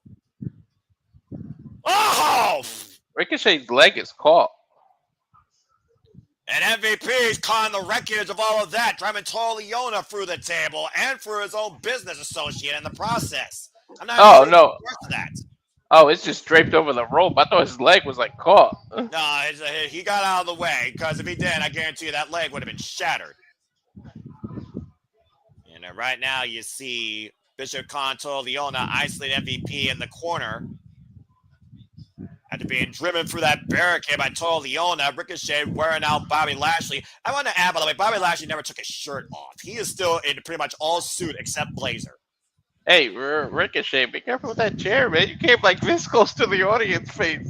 Well, you know Daly's place does not have that much of a ringside area, Walter. Oh! Oh, somehow lands the apron. Oh, God! Dude, he did a rising knee on the apron. No rope, no nothing. Holy shit. How underappreciated is Shelton Benjamin for what he does in the ring? Seriously. Mm-hmm. The pure athleticism of this man. It's a 2-on-1 battle Ricochet, right too. now. Ricochet is super athletic, too. Well, yeah, but Ricochet, like you said, he also has age on his side. We're talking about the age of Shelton Benjamin and the experience level here. There's a combat to his feet, though, and Shelton Benjamin got clocked. And he's just trying to get his bearings on the ring ropes. Basically, the only thing keeping him on his feet. And Bobby Lashley down out, Tomohiro Liona bringing out more wood. If Shelton Benjamin goes for this table, though, they might have literally the hearse to get dead to rights. Ricochet hoisted up and over. Hard landing to the floor. Remember, there's a table set up in the corner. There's a table set up between the ring and the barricade. Bridge over troubled water, Walter. How close was Ricochet to going through it just now? Well, that's the opposite side of the ring. He went on the north side. The table's on the east side. And Benjamin with the waistlock German suplex release. Uh-oh. He's poised for something. Is he going to go for that T-bone or a spear? He's got that 3-point stance like he's a Minnesota Viking going for possibly a spear. Ricochet! I think Ricochet hit the bullet for his boy. Yeah, he sacrificed himself. Yeah, but again, was that smart? Now Ricochet hoisted up by Benjamin. Positive for a powerbomb and got with a chair. Oh! Was that to the back of his head or his shoulder? It might as well have been the whole back from that standpoint. Either way, blunt impact to the back of Benjamin saved Ricochet's hide. Bobby Lashley somehow still back on his feet on the outside, finding off Tomohiro Liona. What does it take to put down the Almighty? Bishop Kaun, though, scouting Benjamin. Spear by Bobby Lashley! Is that blood on the back of Lashley's shirt? You don't give a crap, probably. Ricochet flying in and gets speared!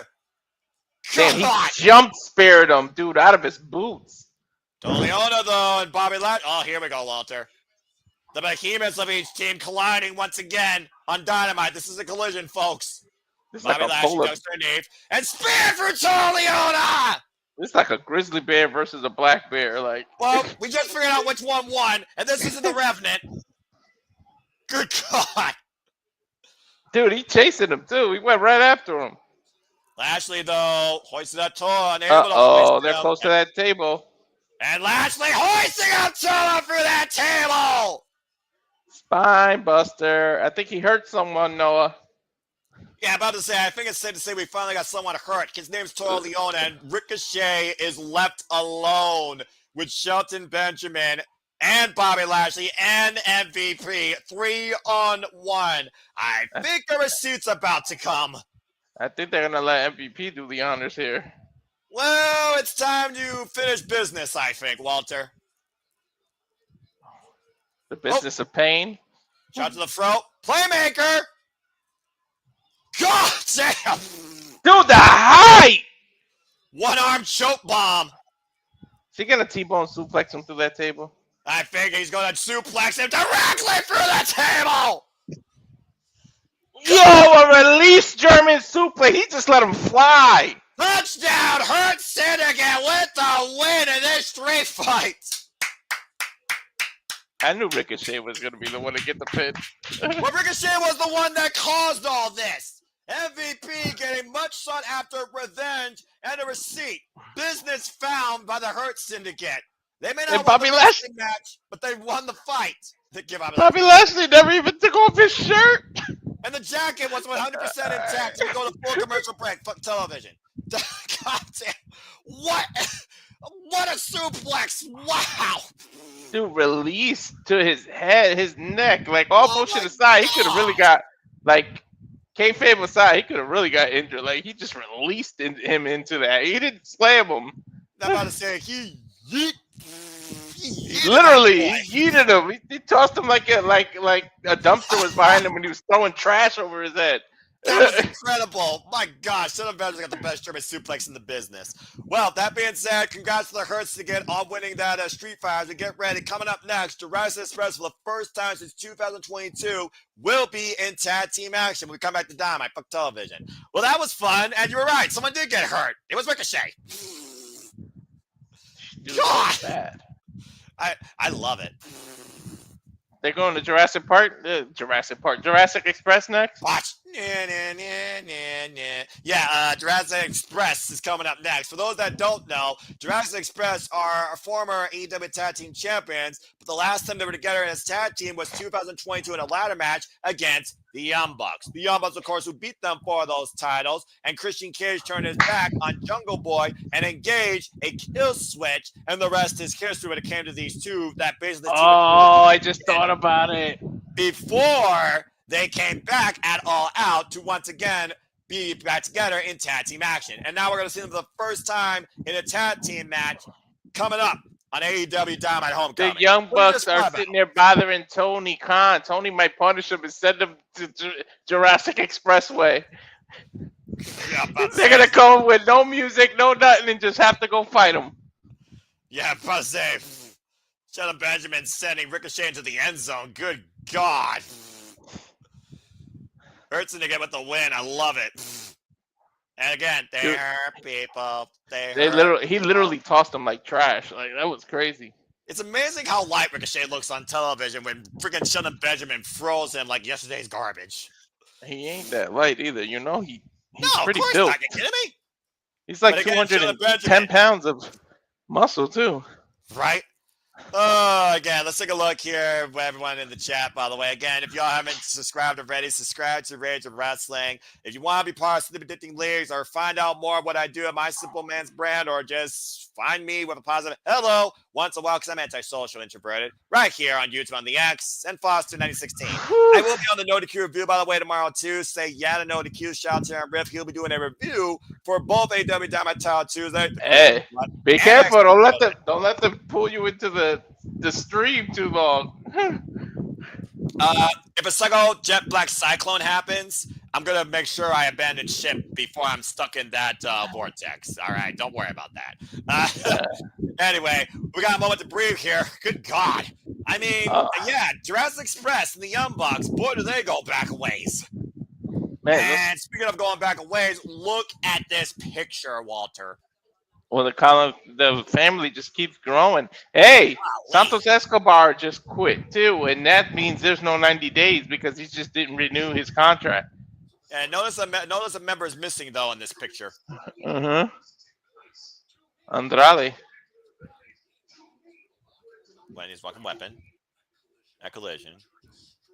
Bro, he's got Canada, he's got Japan, he got Mexico, he got the United States represented. This dude. See, this is what the United Nations would look like if they actually were united underneath one leader that wasn't corrupt.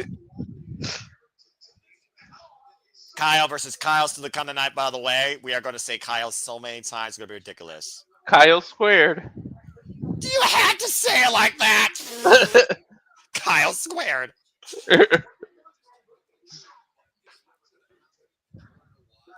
Why? Ooh, what if they make Hechicero and Andrade go after the tag title? Hechicero apparently ripped Bandido's shoulder out of the socket last week in Mexico. Bro, that fight. Oh my God. I still can't believe that ROH fight. That would be Brodido tonight. We're going to run the rest of the dream and win the AEW tag team titles. Don Callis fan once again have all the gold. That is a crazy sight. Yeah, but they'll be missing the main title. Well, that being said, let's hear for Aubrey, and also let's hear for Tarzan Boy. Jurassic Express is back. Whoa. Non-copyright, Walter, non-copyright. Look at that. Former AEW World Tag Team Champions with a Hold on. 38 and 10. Is it gonna say Jungle Boy? Nope. I want to see if they call him Jungle Boy or still Jack Perry. I mean, they've been calling him Jungle Boy Jack Perry, but the Titantron does say just Jack Perry Luchasaurus, but notice the font, Walter. That's Jurassic Park font. Mm-hmm. Sunny afternoons. And clearly we know Jurassic Express has the Young Bucks in their sight, as of course they assaulted the Young Bucks at AEW All Out. We also saw last Wednesday they went after the Young Bucks after they were trying to jaw-jack their former friend Kenny Omega. Here comes the beach balls. Yeah, this is when a certain somebody made a return right after this. Yeah, no kidding. But Jurassic Express, an emphatic statement, taking out the Young Bucks. Kenny did not trust Jack Perry. Yeah, well, remember the tremendous history with Jack Perry and Kenny Omega. Night. Give me the order. All right, anyway, there's enough of that. All right. Anyway, let's focus on this match here. And you got to consider who are the tag team champions right now, Brodido. That'd be a very unique first-time matchup here. Who's that in the ring already? Local talent. How is he wrestling with that big knife pouch there? Jack Perry right now. Starting things out with Orion, not to be confused with O'Reilly. Damn, they didn't even give him an entrance. Dude, it's local talent. Oh, you know that better. You know better than that. Local talent never gets entrances here in this business. Not even the Broke Bucks. I feel like Andrade is gonna come back out or something. No, he's got beef with Kenny, not with them. I'm about to say, yeah. And again, at the end of the day, Andrade Eagle has fallen to Don Callis' itinerary, I think. It feels like Jack Perry's back to true form, though. Young Bucks, mate. What the hell? Was that Nick and Matt in the audience? Yes, I said that they might interfere in this. Yeah. I see what you mean. They're up on the stage in the back row. Mm-hmm. And Luchasaurus. Yeah, so Luchasaurus, of course, using that power. And by the way, for those that don't know, he has a master's degree. You said that last time. A master's degree in what? Jurassic history? I think it's actually history and psychology, but again, I think go to the same university as him. Shout out, by the way, to Virtuous Leon Perazzo, who encourages you pursue higher education. Dropped him! Oh God! I've never seen a suplex where he just drops somebody like that. You know, let gravity do half the work for you. I mean, maybe his degrees in physics. Oh, open palm strike. Did I jump ahead of you for a second? I mean, right now I see Luchasaurus tying up somebody in the ropes and Jack In the Perry ropes. doing a Okay, good yeah, job. right to the chest then. We're Yeah. in sync. And what is Jack Perry doing? Is he taking off the covering? Oh, arguing with that. Oh, look, a beach ball. Jurassic Yeah, it's been green beach balls since they came out. And tag made. Oh! Someone was going to get a souvenir. An Irish whip and the drop down. And whoa, the agility of Luchasaurus. Hey. Good arm drag. Don't let Claudio near any of those beach balls. I'm about to say, yeah. Well, here's the thing. These beach balls are for fun. They don't take away from the match. The beach ball he tore up at SummerSlam when the bar was in action, completely justified.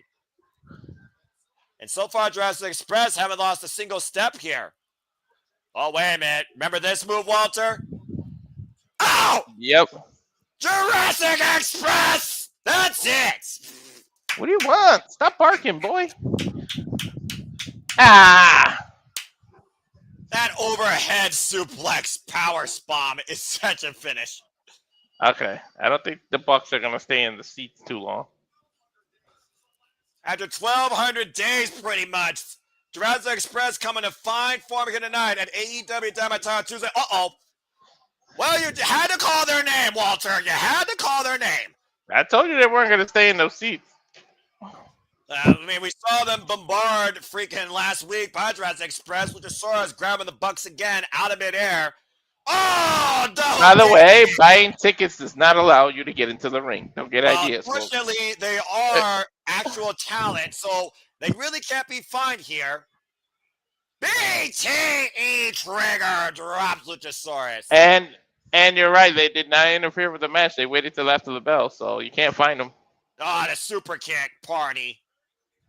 The ironic thing, the last time we were here in Daly's place, Walter, it was Jack Perry that aligned with these two broke bucks and took out Tony Khan, where the Elite wanted to change the world and basically take over AEW. Oh, hey, hon. Hello, Leland. Tell Noah. Like the Bucks You and Noah, Jeopardy or Wheel of Fortune, whatever it is. Yeah, belly business. Call What this a callback. What did he say? A callback. The microphone to the gut. Boy, how karma's a bitch.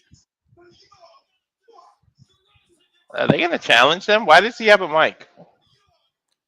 Hey, looks like you got your answer, Walter. They just threw a challenge for Wrestle Dream. Jurassic Express versus the Young Bucks.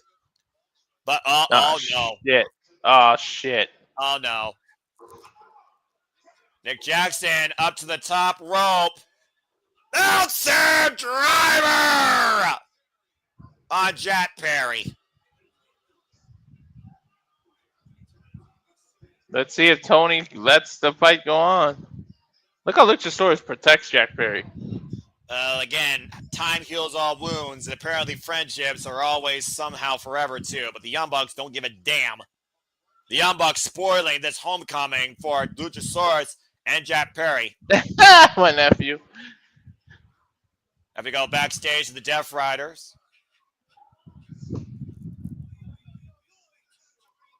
Yo, Pac looks so different. Right? And it makes his ears bigger with that haircut. I'm sorry. Yeah, you're not wrong.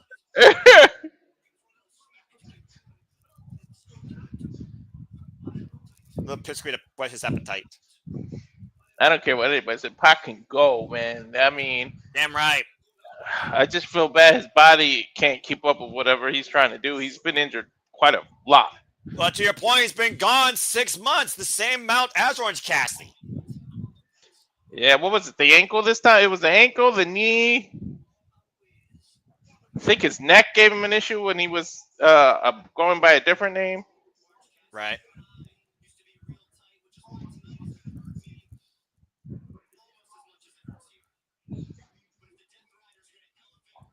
Ride or die. AEW. They got to trim the fat.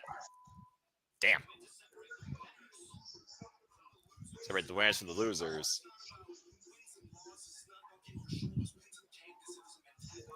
It's about entitlement. I mean, again, Daniel Garcia said he went along with this because of a mentality. Dude, Moxley's coming fresh off a match, and look at him in the background. He look like he's itching to get in there again. John Moxley is a sicko for this business, and I respect him for that. But it also makes him extremely dangerous. Well, bottom line, Pac and Orange Cassidy did agree that it will be just one-on-one. Pac versus Orange Cassidy still to come tonight. What a night. That will be our main event, by the way, Walter, as we get ready now for it looks like the Battle of the Kyles. Time for the TNT Championship. How you going to put Pac and Orange Cassidy in the main event over the titles? Whatever, Tony. You got to consider the bigger story here at the end of the day is the Death Riders, dude. And you also got to consider the longer rivalry. Let's think about this. Kyle versus Kyle has only happened one-on-one one other time. It was back in June that we saw Kyle O'Reilly take on Kyle Fletcher. And with the aid of the Don Callis family that night, Lance Archer, it was Kyle Fletcher that did get the victory. And Kyle O'Reilly is also fighting not just for the TNT title, he's fighting on behalf of a fallen friend. You just talked about it. Hologram was taken out by Kyle Fletcher, and this clone guy now has literally crashed the code, ruined Orange Cassidy's chances to join the Don Callis family. Now the Proto Star lets continue his legacy to become the greatest TNT champion of all time. And good to see everyone in the chat as always. Sandy, I appreciate you. Beat Up Man Plays, appreciate you as well. And yeah, we know that he looks weird, folks. I get it.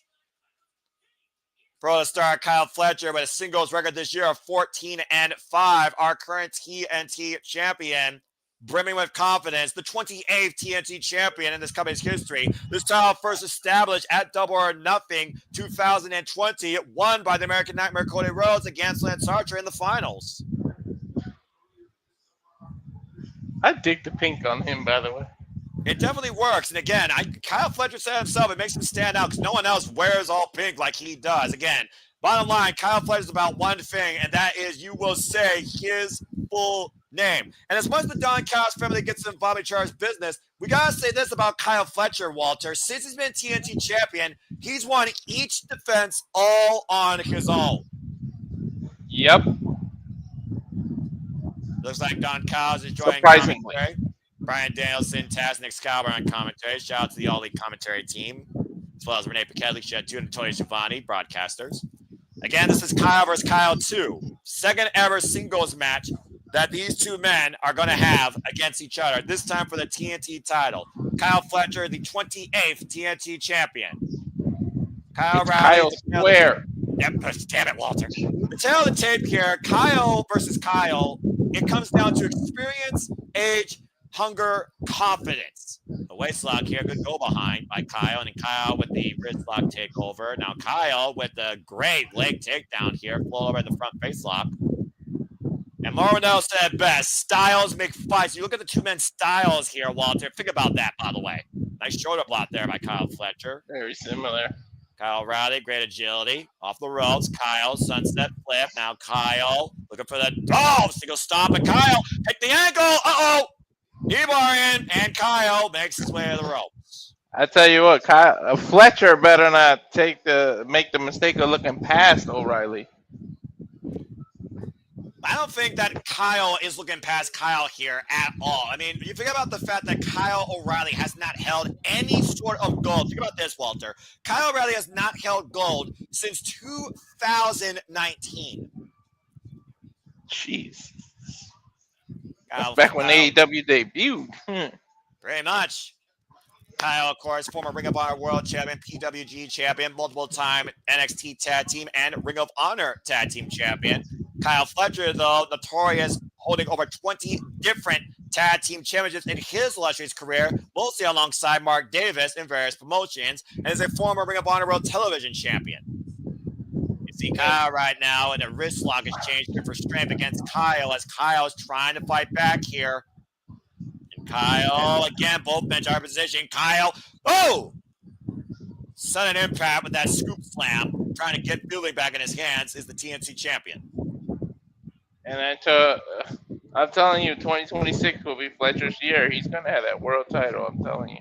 Well, I mean, how much were you impressed with the fact that Kyle Fletcher did it all on his own, even in defeat, but hung so hard and so long that he did against him in that page for the AEW World Championship in his first ever chance? Mm-hmm. You talked about yourself, the potential of Kyle Fletcher is boundless. And Kyle O'Reilly here's for his first chance at Golden. We've seen title changes before on Title Tuesday, folks. Do not rule it out. Now, Kyle, though, with the palm strikes here. I mean, look, he took Hangman Page to the absolute limit. Dude, he came within a fraction of a second of winning that title. If referee wasn't out of position, he would have been the new champ. Again, the jury is out whether or not you're right there. The 3-second decision is final. Kyle Fletcher trying to get feeling back in his arm after being caught in that Jujikatami for a moment. But Kyle, running knee off the apron, rocks Kyle Fletcher. Oh my God, he turned right around into it too. Ouch. He had no time to defend himself. His sudden impact, seeing his life flash before his eyes. And Kyle Fletcher right now catching the leg of Kyle. Now Kyle, again, going back to that Muay background. Again, Michinoku driver! Damn, he put emphasis. He jumped with it. Kyle versus Kyle continues in this fall classic Battle of the Kyles when we come back from a commercial break here at AEW Dynamite Title Tuesday. Fuck television. Kyle and Kyle coming down the aisle, giving you all the style in a match that's wild. All right, stop it right now. Listen, Walter, listen. While you're trying to scissor it up with your lyrics, bro, let me just say this. We don't know if the Acclaim are back, but we know that Anthony Bowens and Max Cassidy will be in tag team match as well. This coming Saturday on Collision Homecoming against Big Bill and Brian Keefe. So stay tuned for more on that. Leave it to you to be a freaking wordsmith. You freaking rap better than you type, bro. That's brilliant. So, yeah, the thing about this, though, I look at Kyle's mindset in the conglomeration, and I look at Roderick Strong, who almost is like, I'm so over this. Kyle O'Reilly and Roderick Strong have not been the same since Adam Cole's indefinite departure, we're going to call it that, from AEW and wrestling, for that matter, back at all in Texas. We don't know what's going to happen. And, right? By the way, good luck on Jeremy Lin keeping those two together. I'm about to say, Jeremy Lin's got his work cut out for him if he thinks that Anthony Bowens and Max Caster will ever scissor it up in the tag team division. But hell, if they want to get away from the mid-card, maybe that's the way they should go. Just a thought. Weirder things have happened. It is 2025 in the world of wrestling. Yeah, you're not wrong there, bro. As of course, right now, people are continuing to tune in as we are just a little bit over an hour, I think, of this special 2.5-hour Dynamite. Again, I don't know if we're going to cover next week because technically it's a normal Dynamite, normal Collision. They're just back-to-back. But I will show you this. Next week's predicting AEW Wrestle Dream will be, of course, next week, Thursday, 10:30 p.m. Eastern Standard Time. Stay tuned for more on that as the All League continues. Of course, I host prediction leagues for WWE, NXT, AEW, and TNA. So if you're part of those leagues, and strong. If you're not, join the fun. At the end of the day, just enjoy wrestling and just enjoy City Predicting. I'll also be back with Gino some point next week with predictions post-mortem regarding W Crown Jewel. So stay tuned for more on that. Anyway, we got a commercial break here. And you talk about Kyle O'Reilly and how much the man has gone through himself, coming back from, diabetes and seizures. Hell, we saw the man return basically in tears last year at Revolution. And, of course, he challenged Roderick Strong for the AEW National Championship at the time at Dynasty. What do you guys plan to cover for Saturday? Just curious. Well, Walter, you got more details on that? Yeah. You know what? How about we run the trailer since they're going on commercial? Nah, you know what? Next break, because I feel like it says we will be soon. Max, that's usually when they're about to come back. And I don't have that yet, so chances are I'm probably going to have that here in a moment. But as far as what we're covering Saturday, don't know yet fully. Am I covering one thing? Am I covering both things? I do know this. I'm covering Kyle versus Kyle right now for Free Paul Turner for the TNT Championship. We're back here at Jacksonville, Florida in Daly's place, capacity crowd on hand. Kyle Fletcher, by the way, is going into his 5th defense tonight of the TNT Championship. O'Reilly. Oh, God, what a knee. Catching Fletcher. And German suplex. Axe and smash. The axe kick and the elbow to the side of the head. Rocking the protostar here. Momentum going back and forth like a pendulum here, Walter. This Kyle O'Reilly, man, we thought his career was literally gone and done, man. The fact that he came back from all that, what you just mentioned, is a testament to his willpower. And he's got a jumping guillotine with the scissor lock. You're about to say the arm hammer lock to your point, but Kyle, big headbutt, trying to break the grip of Kyle O'Reilly. And unfortunately, immediately to a triangle. Triangle armbar. He's got the armbar and the neck trap. And the most dangerous thing that Kyle could do here is try and lift his arm straight up with the one arm deadlift power bomb, forcing the break. Kyle's lucky. That's not the way you could have reversed that. You could have really injured your arms. What you should have did was sat straight on your butt and used your legs to break it. Yeah, but now look at Kyle immediately going after the ankle again. Almost a knee bar applied once more. When you sit straight up and you lean back, you make the angle of the triangle impossible. That's the reversal of a triangle. But what about this heel hook? What does this do for Kyle Fletcher when you think about the explosive nature of that flying kick in the corner? Yeah, I mean, you saw what Hangman tried to do. Again, AEW Dynamite all across the X night. Be part of the conversation, folks, and talk about the battle of Kyles. Mm-hmm. People saying, let's go, Kyle. And someone saying, I just hope Kyle has fun. I'm having fun. I think Kyle's having fun. Kyle and Kyle right now both on the apron. Kyle just wants to have fun. They're not copyright, but Cindy Lauper should be in the WWE Hall of Fame. And Kyle right now trading chops, trading kicks, blocks the kick at the knee, goes Kyle. Now Kyle, Armbringer takedown on the apron. Good grief. Now Riley immediately focusing his attack straight on the left arm. Wait for that flying knee strike again. Oh, and caught with a thrust kick by Kyle. Oh, no. Oh, now Riley staggered. Kyle Fletcher pops up with the apron bomb. Kyle even escaped. Grabbing the ankle. And dragon screwed him into a chair. That opening steel chair just sitting there in the corner of the barricade. Referee, of course, trying his 10 count here. Both competitors got to be aware of that. So there has to be a pinfall switch inside the ring. And this match does have a 20-minute time limit. Now Kyle with the running drop kick from the apron through the heart of Kyle. Kyle O'Reilly is a violent artist by name, bar none. Let's go to the replay here, Walter. Jeez. Nothing but steel driven on all three sides of Kyle there while he was sitting in that chair. Looking for that knee drop, and Kyle able to get out of the way. Now the and Kyle with the rolling elbow receipt. But Kyle at the ropes with the knee. Bang! Driving through O'Reilly. That should have broke Kyle's knee when he missed that. He came off from 10 feet in the air and totally missed. And trying to get some leverage on that left arm he's been working on while Kyle's looking for the long dart here. Hooking Kyle and driving head face first in the second turnbuckle. Woo! Forehead meet the turnbuckle. Talk about forcefully creating separation from your opponent who is trying to take your arm out of its socket. You see Kyle right now favoring that left arm, Walter. Yeah, he almost got locked into a Kimura. And about to say, letting go of that armbar in midair, he might have hyperextended some muscles in that arm. Come on, Kyle. Let's go, Kyle. Get up, Kyle. Kyle and Kyle right now, both staggering to their knees. Now Kyle back up to his feet, meeting the champion, challenger and champion, meeting in center. Once again, trading elbows.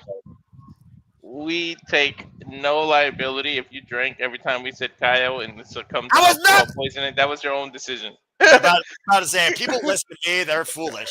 I'm just a fan that just loves to. Oh God! What a thrust kick by Kyle. Now Kyle answers with the knee in the midsection. Now Kyle with the front face lock off the ropes. Tornado DDT holds on to it. Wait, he's hanging on. Front face lock applied by Kyle. Looking for the pile. Excuse me. Brainbuster. Kick out of the leg. Shoulder capture suplex cover 2, and we almost had a new TNT champion. Yo, that pinning combination was nice. PK rolls Kyle over, but Kyle answers with a first kick. Rebound. Wash God! Counted the rebound there with his own. Kyle just took Kyle's head off. Yeah, with a hell of a lariat. with the right arm, the arm that's not been worked over by Kyle. Now Kyle slips out from underneath, going back, Moxley to the knee bar. Ankle lock. Pull him away from the ropes and lay down. He was looking for that figure four, and instead he let go of it, crushed the ankle on the mat, and followed up with a blind knee shot to the back of the head. He's exhausted. We might have a new champion here. Kyle shoots the half. Kyle sits in the counter, hooked the leg, and no! That half a moment of hesitation. He took a second to breathe before he went for the cover. That could have cost him. And now he's coming towards the center of the ring, and now he has the ankle lock applied. But you gotta watch the instability here. Inside cradle. Nope, never mind. Now going back out to the head, hooking up Kyle O'Reilly. Brain Buster! It's over. Kyle's gonna lose. But he's taking too much time to go for the cover. Kyle Fletcher's unable to capitalize. I can guarantee Kyle will win. Kyle O'Reilly right now, back to his feet. Kyle Fletcher having issues with that leg, running over that kick though, and catching him with it. Once again, corner, hooking him up, another Proto Star. Brain Buster! It's over. That's it. There's no way he's getting up. I told you Kyle was going to win. And a hell of a way to get to the victory, though. Almost lost a leg and an arm in the process. A hell of a fight by Kyle O'Reilly, though, as Kyle Fletcher wins the Battle of the Kyles once again and is still TNT champion. Good grief. And, oh, come on, Lance. This is unnecessary. Now Kyle O'Reilly being fed to the Murder Hawk Monster after a fight. But wait a minute. Roderick Strong, Tomohiro, the conglomeration coming into play. And right now it's 2-on-3, but again, the numbers game. Rocky Romero now coming into the scene. And Roderick Strong right now taking out Rocky. Oh, but taken out by a big boot by Lance Archer. Remember Ishii coming off a crazy opening bout with Moxley. He's not 100%. No way. And Kyle O'Reilly's in no condition to fight. Oh, here comes the man that's always ready to fight. Here comes that boy, Mark Briscoe. Mm-hmm. That wild man that will take on the world, and the wild man that wants Kyle Fletcher's TNT championship. I think he's feeling froggy. And a low bridge right now as Don Callis leaves the announced position. Rocky Romero sent to the outside. And the four wars that Mark Briscoe and Kyle Fletcher have shared here in AEW have made him break both men. Wait, they can't touch each other, huh? A lot of history here. I do think there's a sense of respect with these two men as well, Walter. Oh, Remember, I thought Walter it was wants that shot at the TNT championship. I thought it was a can't touch each other. You lose your chance at the title or something. Pretty much. It's all under Kyle Fletcher's control and Don Callis' MO. Mark Briscoe has his eyes set on the Proto Star and that TNT title. That TNT title is his destiny. But when will destiny be fulfilled? We don't know. Coming up next, from one TV title to another, Mercedes Mone defends the TBS Championship Open Challenge. The CEO is on our screens. We come back to Dynamite. So in other words, it's his wrestle dream? I mean, I wouldn't rule it out personally. First off, that was a freaking great battle of the Kyles. I wanted to say that for the record. By the way, how many times did I say Kyle during that match? I have no idea, but I'm glad I didn't drink because that would have been alcohol poison. Again, as the simple man, the introverted, antisocial virgin, 99.7% straight edge professional wrestling fan here, I encourage you to protect your liver, respect your wallet, and just your life and enjoy wrestling. And speaking of which, Walter, while we don't know what we're doing fully just on Saturday, I do know we have quite a schedule lined up for what's ahead here at the Sababa Studios. So if you want to know more what they're going to lend my voice to, because I have to deal with these yahoos on a weekly basis, check this trailer out. Run the ad! And now for a taste of things to come.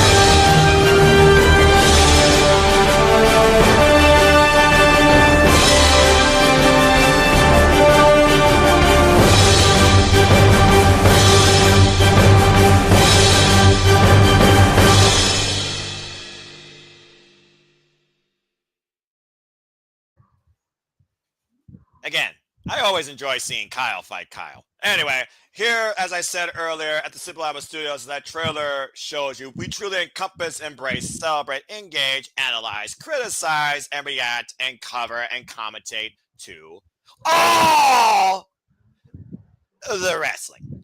And welcome back here to the Simply Reliable Studios. Again, if you want to follow me, there's my tag. Good luck. I'm barely social as it is, but I love doing this with my friends. But more importantly, follow my friends. Batty for Wrestling, Rage of Wrestling, Cassidy Studios. It's about them. It's not about me. It's about professional wrestling. Damn it. And welcome back here, as we'll be back soon. So, Walter, let's just go ahead and talk about real quick. We've got a moment. TBS Championship. If Mercedes Mone 6-7 defends tonight, she will be less than 10 days away from beating Jade Cargill's run. Well, hold that thought. We got Kyle Fletcher on our screen here. Let's see what's next for the Pro Star, possibly. I think it might be a dream of Froggy Bow to get this title match. Mark Briscoe taking advantage of a hard-fought title match. Although I think today Mark Briscoe's number. You know, I almost forget that he's Australian until he opens his mouth. At Wrestle Dream. Oh! Hey, thanks, Tony! I told you. We got the robber! It's Kyle Fletcher, Mark Briscoe 5 for the TNT title at Wrestle Dream. Mark ain't winning. Sorry, Mark. Well, speaking of marketing, here comes somebody's business portfolio bigger than the ring itself. Aubrey Edwards, the referee for this contest. Here comes the CEO and the face of TBS. That's some fat guesses. Challenge. Look at some fat guesses. I mean, that's fair. Here comes the GTA stripper. Will you stop that? Mercedes Mone, 27-1 in AEW singles matches, and is going into her, get this, folks, 22nd defense of the TBS Championship, the biggest, most precious, most valuable cornerstone of her championship portfolio. 5 of those titles actually being championships. The other ones that are just more so a symbol. Referee Aubrey Edwards for this contest. As I said before, she has currently been the TBS champion now for 500 days. No. Wait a minute. Who the hell? What? Oh! Huh? Is that? Wait a minute. She's recently released too. Lacey Lane! Okay! Yeah, they changed her name. Yeah, I forgot about Lacey Lane, formerly part of the WWE, formerly part of the Mae Young Classic, and she is from Florida. She is from Florida. Lacey Lane, former party girl with Casey Catanzaro, former WWE superstar, has apparently arrived in Daly's place. All right. You know what? I like this because, one, it's not something that everyone would follow as obvious, and two, it's a first-time ever matchup. I forgot that was her name now. Well, let's not forget, Lacey Lane also has been trained by the Dudley boys, lest you forget. Elba Day, way to make your debut here in AEW, challenging the CEO, Mercedes Mone. She is less than 10 days away from eclipsing Jade Cargill's reign for the longest TBS champion in this company's history. Mercedes Mone, of course, the 5th TBS champion here. Also still Rev Pro, EWA, and CMLL Women's World Champion. And there you see, of course, the TBS title held above Aubrey Edwards. A lot of things been going on lately in this women's division, Walter. Blood and Guts, Women's Tag Team Championships, Chris Statler and Toy Storm for the first time ever, and now we got Lacey Lane debuting here in AEW. It's not applied. Is it me or Mercedes doesn't even look impressed? I mean, again, did she look for someone impressive or did she look for someone obvious? I wonder how much Lacey Lane and Mercedes Lane actually know each other. Seems like both have a similar attitude. Although I think one's more of a party girl and actually can party better than the other, and probably with a better budget. I'm pretty sure one can dance better than the other. Okay, that's neither here nor there. Oh, and apparently can whip that hair. And whip her hair back and forth. Okay, non-copyright. Now Lacey, crucifix, and got a 1 count. Again, all it takes is 3 seconds. Champion, up and over. You think about the people that the Mercedes Mone has beaten, though, not only from AEW, but also from outside AEW. Persephone, Bozilla, Alex Windsor, Nina Shirakawa. They're getting 1 count. They're not even getting 2s. If nothing else, you're trying to wear down your opponent. So far, the only one that's been getting covers has been the challenger. Athena, a roll up, push off. Nice drop kick off the bottom rope here. Now Mercedes Moné, here's a cover by Lacey, gets a 1 count here. I like the fact that Lacey is constantly being on the champion here. Staying on the attack. Is she mocking her dad? I mean, again, you said which one could dance better. The jury is out. I mean, she is a party girl. Let's not forget. If it was a private, she'd party with Party Rock. Hey, man. Look at the TikTok videos with her and Damian Priest. TikTok is one of the worst things this generation. I stand by that. I've never downloaded that app nor had any reason to. Up and over. Good agility being shown here. Cazadora rolled through. I thought she was going for a double stomp. Oh! No, what she a must kick like to a start the side head. kick. Lacey Lane just laying it in on Mercedes Moné. And now Lacey Lane grabbing the CEO. Mercedes, though, back. Oh, a new strike. Mercedes, of course, coming off that great defense against Odds Windsor back in Philly most recently. What the hell are they doing? I don't know, but this is dangerous. Look at Uh-oh. whatever that was. Oh, a stunner. Ow. Well, the rope, by the way, rope assist top rope, and now, heat sinker! Drives Mercedes down the mat! We might have a new champion! Cover! Oh, the foot on the rope.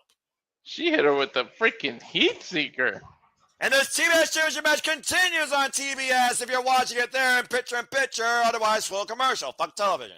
I got a full commercial. Well, of course, we're on HBO Max. So, again, I just want to put it out there, though. Jade Cargill, of course, the inaugural champion, 510 days. Champions that follow, of course, Chris Statlander, Julia Hart, Willow Nightingale. Mercedes Moné, of course, been champion since Double or Nothing last year, beating Willow, going into her 22nd defense. You can talk about the care, you can talk about the obnoxious nature, you can talk about her wallet being bigger than her body, but you can't argue bell to bell in ring. She has been one hell of a competitor. Even you said that, Walter. Mm-hmm. And to Wesley's point, that's the name I was thinking of. Again, fuck WWE names. Cannon Carter, though. You're absolutely correct. I couldn't even think of her name until he said that either. That's why I just said for WWE talent. Well, I remember when she first arrived in WWE, it was the Mae Young Classic. She was Lacey Lane. That's what she was known as, previously trained by the Dudleys. Lacey Lane was one of the first people I recognized from the Mae Young Classic when they discovered all these women from across the world that I knew. Again, Mae Young Classic. WWE needs to do that again. I'm just saying. All right? No one gives a damn about your freaking Crown Jewel Temu Super Bowl ring nonsense. I'm just saying. Someone will pawn that off on probably Pawn Stars on freaking Las Vegas again, like they did at WWE Hall of Fame ring. It's not about rings. It's about what today. What Tuesday is it? It's Taco Tuesday sometimes. I had a taco truck at work, but also it is AEW Dynamite Title Tuesday, and I'm fucking loving this show. And again, it's about titles. Well, to be fair, this is the only title match, but the other match to come does have title implications. And we are going to main event with two former notorious AEW International Champions that could have ramifications on both men's futures, as well as Darby Allin and John Moxley match. Let's not forget, Orange Cassidy was one of the first men to fire the first Solot towards the Death Riders last year and John Moxley's AEW World Championship. At one point, John Moxley tried to pour bleach down the man's throat. And we just saw the TNT title defended. I mean, jeez. Talk about Orange Cassidy's run with that damn belt. I mean, I can literally tell you about that. He held it for a combined 470 days across 2 runs, 326 days in his first run, and a combined 41 defenses with that championship. That man elevated to that title. He elevated that title beyond belief, dude. It was almost on Collision every week, almost. Pretty much. That's what it seemed like. I mean, yeah, outside John Moxley, who's been on every show, might I add, Collision and Dynamite, Orange Cassidy's been probably the hardest worker at AEW before he got injured. Anyway, as of course we wait back for this, I do wonder, if Moné gets through this, what could be the nightmare at Wrestle Dream for her? And could that be her undoing? Because technically speaking, the day before Wrestle Dream, she beat Jade Cargill's reign. Right? Are they that petty? They'll make her lose it like right after beating the record. Or would they give you a surprise WTF where Lacey Lane could beat Mercedes Moné as we're back here for the TBS Championship? Again, Mercedes Moné defending against, you heard me right, folks, Lacey Lane, the former Cannon Carter of WWE, a student of the Dudley boys, and also from the Florida area. Nice kick there. No relation to Lois. And now Lacey Lane in control. Been on quite the offense here for most of this match, by the way, might I add. Mercedes Moné has barely done anything. But remember, I mean, there's no preparation in an open challenge. You have no idea who your opponent is, so Mercedes might be taken a little off guard. I guess that's true when you consider, again, confidence being your own downfall, your hubris. You very much have a point there. Again, to preview on speed, by the way, we have another match made official for Wrestle Dream. It will be Kyle Fletcher versus Mark Briscoe 5 for the TNT Championship. Both men are 2-2 against each other. Don't see that title changing hands because I of don't know, man. Andrade. I'm just saying. The foot stomp and Lacey Lane instead getting the boots up the midsection of Mercedes Moné. Wasting a little bit too much time there was the CEO looking for the Miura in the corner. Lacey Lane able to scout it, now following up. And They like traffic in the bottom corner. That might be the reason that Tony signed Andrade back. That cover, we might have an upset here off that running boot the side of the kick. It's a 2 count. Well, I mean, yeah, Hispanic Heritage Month, of course, a major deal, but also, for all we know, Andrade just wanted to be like, adios. Rising knee strike, code breaker. Once again, attacking with authority is the CEO. Sunset flip power bomb in the corner. Lacey Lane as her head is the top turnbuckle. Not sure how much she got out of it, but that was a hard whiplash. She also hurt her own tailbone doing that. And Mercedes Moné looking to double knees again, and Lacey Lane able to scout it. The Meteor had nowhere to land. You're talking about, again, the unpreparedness of the champion, but I guess this is what the challenge she wanted here. And now it's a big opening here for Lacey Lane. Off the rope, the leg drop. Damn, springboard leg drop. And again, hammerlock in the arm. Hammerlock Mercedes Moné. What the hell? Oh! Whoa, looks like a Sister Abigail. Back press too! Oh! That was like a Sister Abigail almost. Basically. Hammerlock sideline DDT got a 2.5. Bro, wearing her down, literally. Lacey. I want to see the replay because she got her shoulder off the ground like a millisecond before that 3. Cover 2. Oh, gosh. Modified DVD with the leg draped over the body, still for 2 9/10. Lacey Lane in disbelief here. Dude, Mercedes, I think she kicked out of instinct on both instances. About to say, you see the freaking fatigue factor come into play here again. Lacey Lane looking for the hammerlock. Uh-oh. Oh, Okada roll, cover 2, got the tights. Lacey Lane reversal, cover 2. Mercedes Moné reversal, trying to sit into it, cover 2. No. Able to escape, and once again, hooking her up. Uh-oh, Corey position. Mone! Maker! Cover 2! It's over. That's it! It's over. Lacey Lane, valiant effort, but the CEO clinches in number 22 and is still the TBS champion. And at this point, in 10 days, will be the longest reigning TBS champion in AEW history. Lacey Lane went to Valiant the same effort. casino that the Jackson brothers went, or sorry, the young, you know what? I know exactly what you're talking about. Guys. Well, you did talk about Mr. Moné earlier. There's the Beast Mortals. And good to see you, Nathan Banks. Appreciate you tuning in as always. Why is Sammy trying to remind me? He's trying to be Dominic Mysterio almost. I don't know. Why don't you translate Beast Mortals instead? Oh, good grief. Sammy's still talking for me. That's fair.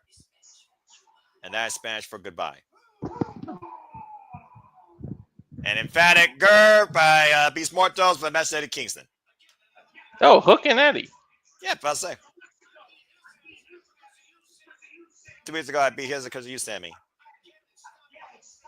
Again, stop letting Sammy talk for you. Eddie lost a little weight. Yeah, I'm about to say, he's been in pretty good, fine shape. And the Kings are, of course, ready for a fight. Speaking of a fight, we got a double jeopardy eliminator match coming up next as Brodido defends their titles and the opportunity against the Don Callis family against Konosuke Takeshita and Kazuchika Okada when we come back to Dynamite Title There's Tuesday. a lot riding on this match. You think? Well, we talked about earlier Kazuchika Okada defending AEW Unified Champion and still reigning AEW Continental Champion for frickin' 560 plus days. Konosuke Takeshita's challenge for the IWGP World Heavyweight Championship, Goku Sumaha, King of Pro Wrestling against Zack Sabre Jr. this coming Monday. And Brodido are the current AEW World Tag Team Champions coming off a fatal four-way special defense against Don Callis family included representation and AEW All Out. And the thing is, if Brodido picks up the win, it doesn't matter whether they pin Konosuke or Okada. If Brodido picks up the win, the person that picks the pin challenges Okada for the Continental, the Unified Championship. And here's another fun kicker for you, Walter. Brody King once faced Okada for the Continental Championship, lest you forget. Okada got his ass kicked, but he still survived. Bandido has never faced Okada at all, ever, one-on-one. It's going to be heavy indications. And of course, Okada, like I said, we saw Konosuke took on Brodido for the Ring of Honor World Championship at before Dishonor, incredible match, but he also lost that there.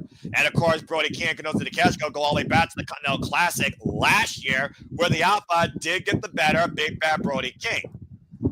And going into what Don Callis has done and told us, Hechicero has told us Bandido's arm may be literally coming out of its socket practically, as it was hurt down in Mexico by Hechicero. So we know that champions aren't coming in at 100%. Let's see if Okada makes somebody his beach. Beach. Okada, son of a bitch. Good grief. I'm not gonna lie though, I love the idea of Okada and Bandido one-on-one. Oh, that's awesome. You just reminded me of something. I need to cancel my honor club. You brought up Bandido and ROH. So I was like, oh yeah, I forgot I had the free month because of Tony Khan. Thank you, but I need to end it before it charges me at the end of this month. Well, at least it's only $10, and it's actually worth the $10 versus $30. Well, I'm not going there, but I am going to say that when I talk about women, if you are a fan of Honor Club or you're not a fan of Honor Club, you might want to be. Alex Minza is challenging Saray for the IWGP Women's World Championship tomorrow on Honor Club. Excuse me, botch. Thursday on Honor Club. I'm watching that shit. I could watch it. I got until October 29th. So. Okay, well there you go. So you're absolutely covered. So again, the women's division AEW. I mean, between the trios warfare, mixed trios warfare, blood and guts, the World Championship, the TBS Championship, the IWGP Women's Champion now, mix it up and bring up honor. It's ridiculous. And of course, we have women tag team championships now in play, and we don't even know any of the participants yet in what I imagine is going to be the tournament. And then we have our women's pure tournaments happening right now too. It's crazy. Mm-hmm. Have to come back here at AEW Dynamite Tuesday and get ready for our next match. And our next tag team match has a lot of implications, as you pointed out. Dude, this isn't... I know this is a college family, but this isn't as rock solid as you think with these two. Well, again, can 1A and 1B actually exist in the same family? As we're looking at the 2025 G1 Climax Tournament Champion, and of course, Rainmaker!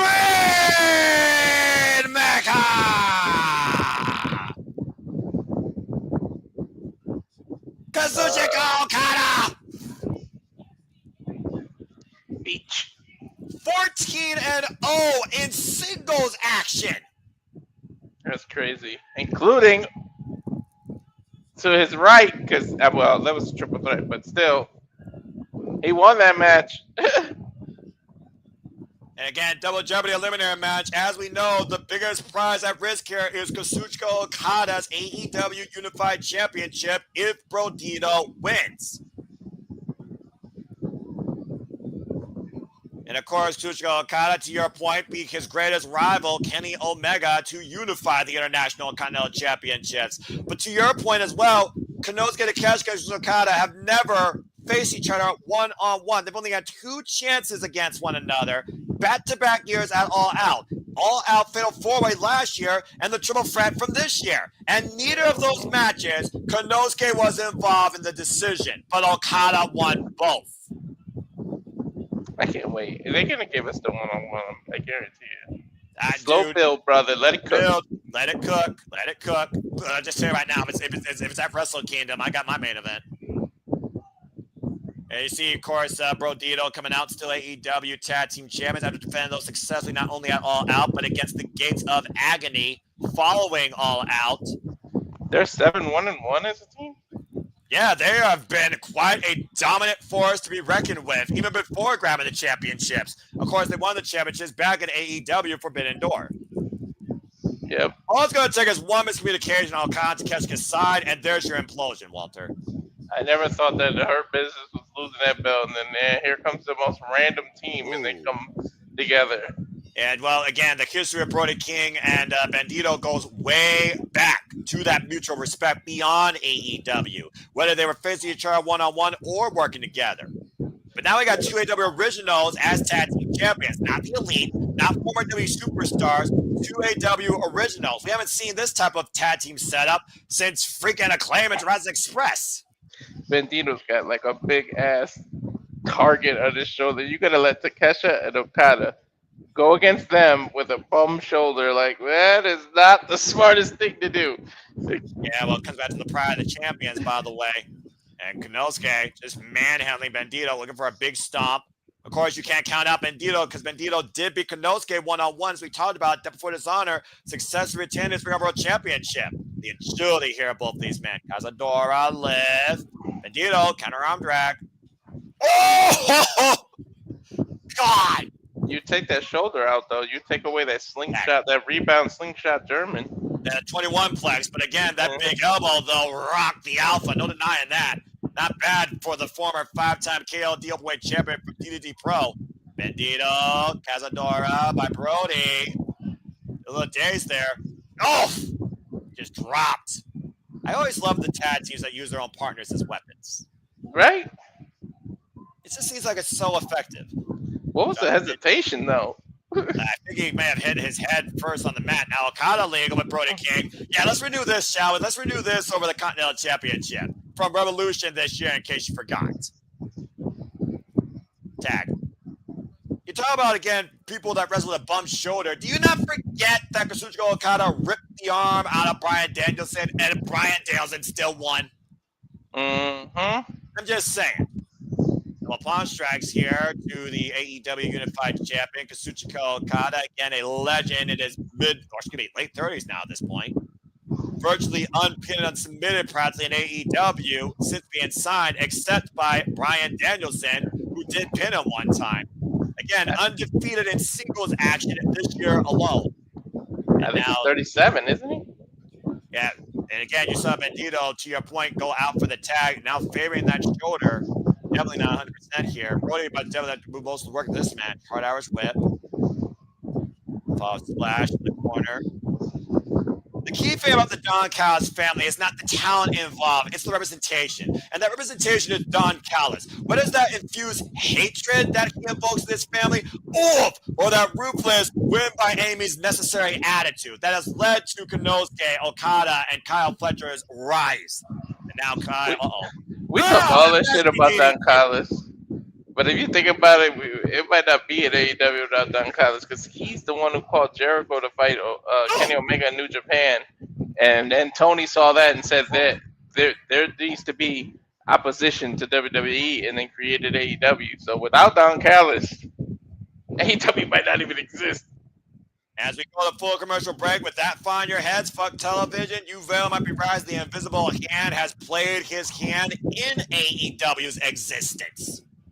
Yeah, it was him that made that call to have Kenny Omega versus Chris Jericho, that crazy ass match in Japan. Yeah, Wrestle Kingdom 12, to your point, for the IWGP United States Championship, Kenny Omega versus Chris Jericho. Honestly, that might have been one of the first matches, not with Okada in the mix, or Tanahashi in the mix, that made people realize New Japan existed. Dude, the freaking one-wing angel on the chair. There's a reason why Chris Jericho said he could never take that move again. Okada and Konosuke, the tease. You saw the subtle tease there of that DDT Big Blue combination as you saw Konosuke raise his arm above Okada. Okada did not do this yet. Again, Walter, let it cook. I think, again, based on what happens not only tonight, but particularly at King of Pro Wrestling, we're going to learn a lot about the Alpha's future because I would dare say the biggest match in Konosuke's career is this Monday morning when he challenges Zack Sabre Jr. for the IWGP Heavyweight Championship. I've been Nostradamus. I've been on a roll. I told you about the Moose and Oba. I told you that there was going to be Mr. Bouncy and Leon Slater.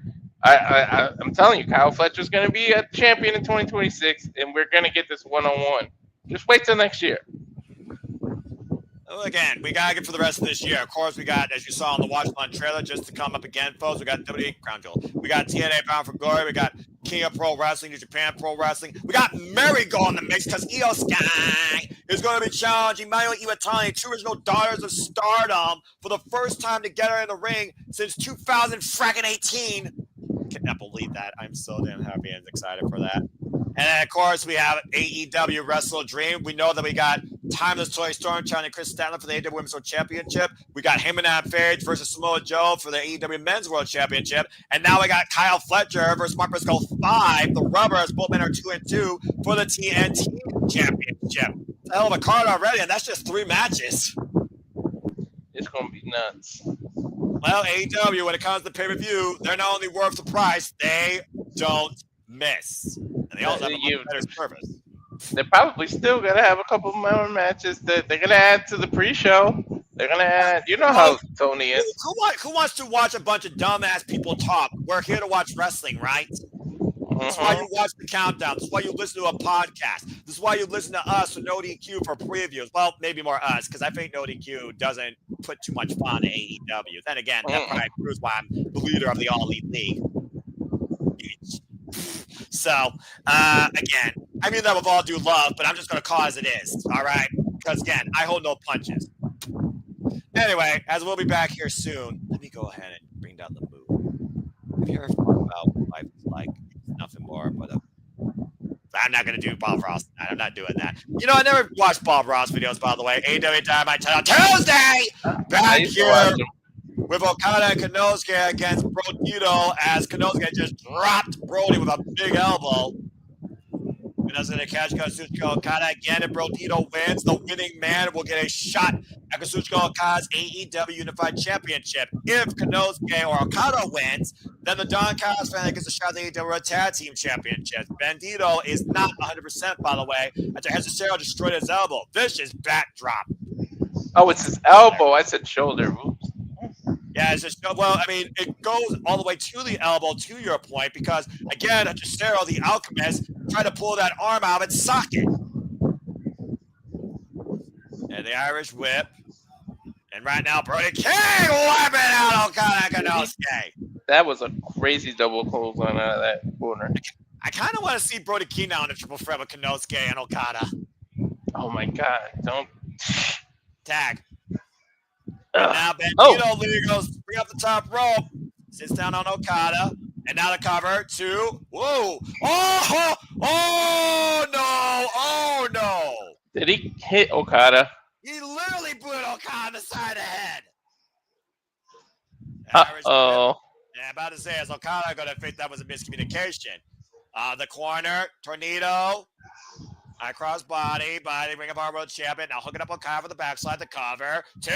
Ooh. Referee brings it to the 2 count. Crucifix now, cover. 2. No. Ooh, get to the midsection. You were going to say, Bandido didn't give Okada a chance to even freaking realize what happened, I don't think. The power of Bandido, giving him enough time to think there with the overhead suplex cover. 2, and Konosuke saves the matchup. That might make up the miscommunication. Like, do you think that Konosuke wants to be a tag team champion, let alone wants to be involved in a win with Okada? No. His ego ain't going. He wants to unify the world of pro wrestling. He wants to do it on his own.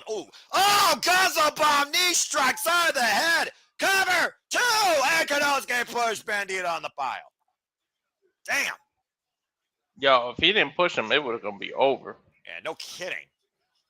And imagine Okada, the one with the championship, is the one that gets pinned. Is he dragging him to force the tag? And Konosuke is saying he's going to do this all on his own.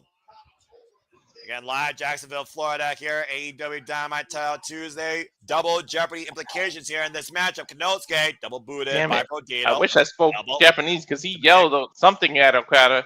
Yeah, I'm about to say. I'm sure it involves the word baka. In the corner. And Bandido right now. With the wind up. Blocks the shot. Now watch Brody pushed off and what God! Yo, he was going to chop the shit out of Bandido. Instead, freaking Konosuke got black hole slammed. Now Bandido barking here. And what's Bandido thinking now? Fired up. And we've seen this before. Walter. Okada. Oh, and again, hyperextending that arm across the top rope. Bandido now. And what the hell? No way. No way. No way. No way. Are you kidding? What the hell? Wheelbarrow suplex. There's no way he's gonna hit him with that. Holy shit! Thunderbomb cover! Oh, fuck it. It immediately separates before I can even count it. So shut up, Walter. And shut up, JJ, if you're watching. That proves that Konosuke's not the best Blue Thunderbomb in the business. He just fucking Blue Thunderbomb Brody King. Yeah. Fuck the Blue Thunderbomb. That rolling German that he did before that. How the hell did he pick his big ass up? That wheelbarrow suplex to your point. Meanwhile, the knee strike to Bandido. Now Konosuke hoisting up Bandido. Raging. Wait a minute. Inside cradle. Inside cradle too. Oh. Kick out. Okada, though, hooking up Bandido in the ropes. And Konosuke. Oh, no. He hit Okada. And the schoolboy run by Bandido. Kick out at two. Big elbow. Now, all right, that's twice he hit Okada. Yeah, meanwhile, tilt-a-whirl, Argentine, backbreaker position. The Ring of Honor champion's got, X-knee! X-knee! It's over. He's going to go for the 21. And the dude looking to show his hand. Can Bandido find his way to the jackpot and hit on the out of the 21? No, the shoulder. Again, the shoulder. He busted. Again, you're not going to do a suplex with a bad shoulder, Walter. Meanwhile, Poison Rana! Damn. Uh-oh. He lowered the knee pad, Noah. Yeah, he's looking for that power drive knee. If he hits this, we got our winners here. Lining him up, and wait a minute. Okada just tagged himself in. And and now the knee strike to Brody. Meanwhile, Rainmaker! Cover 2! Don Callis family has an AEW title shot! Oh, shit.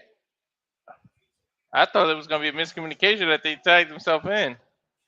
Takeshita and Okada, miscommunications aside, got the job done, but Okada was the one that tagged himself in for the win. And it's official. It's Okada and Konosuke. Wait. No, wait. For the AEW Tag Team Championships. Wait, Takeshita just pushed Okada, and Okada completely ignored him. Well, of course, Takeshita's pissed. Bottom line is not about Okada and Takeshita for Don Callis. It's about Don Callis only going to AEW. Now his family has a shot at the Tag Championships. And they literally own a pinfall over them now. Let's go backstage with Nate Paquette as we go backstage with Willow Nightingale and Jet Speed, who get ready for mixed trios action this Saturday against FTR and, I cannot believe I'm saying this, Megan Bain.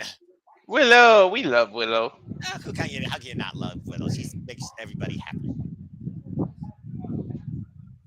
Hey, you see it, Walter? Take a look at that friggin' match. Good God. For the first time, we're going to see Willow Nightingale and Megan Bain mix it up. Shit. All the power. Yeah, but what iteration of them? And, of course, we saw Kevin Knight take Dax Harwood to the absolute limit and get the win on one half of FTR. Willow Speed. Willow Speed.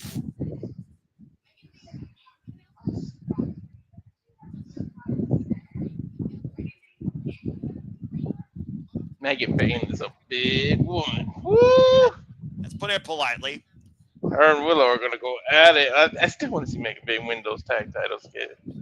I don't know, man. Between the Sisters of Sin and Ty J, it's anyone's ball game. At least this place has a division.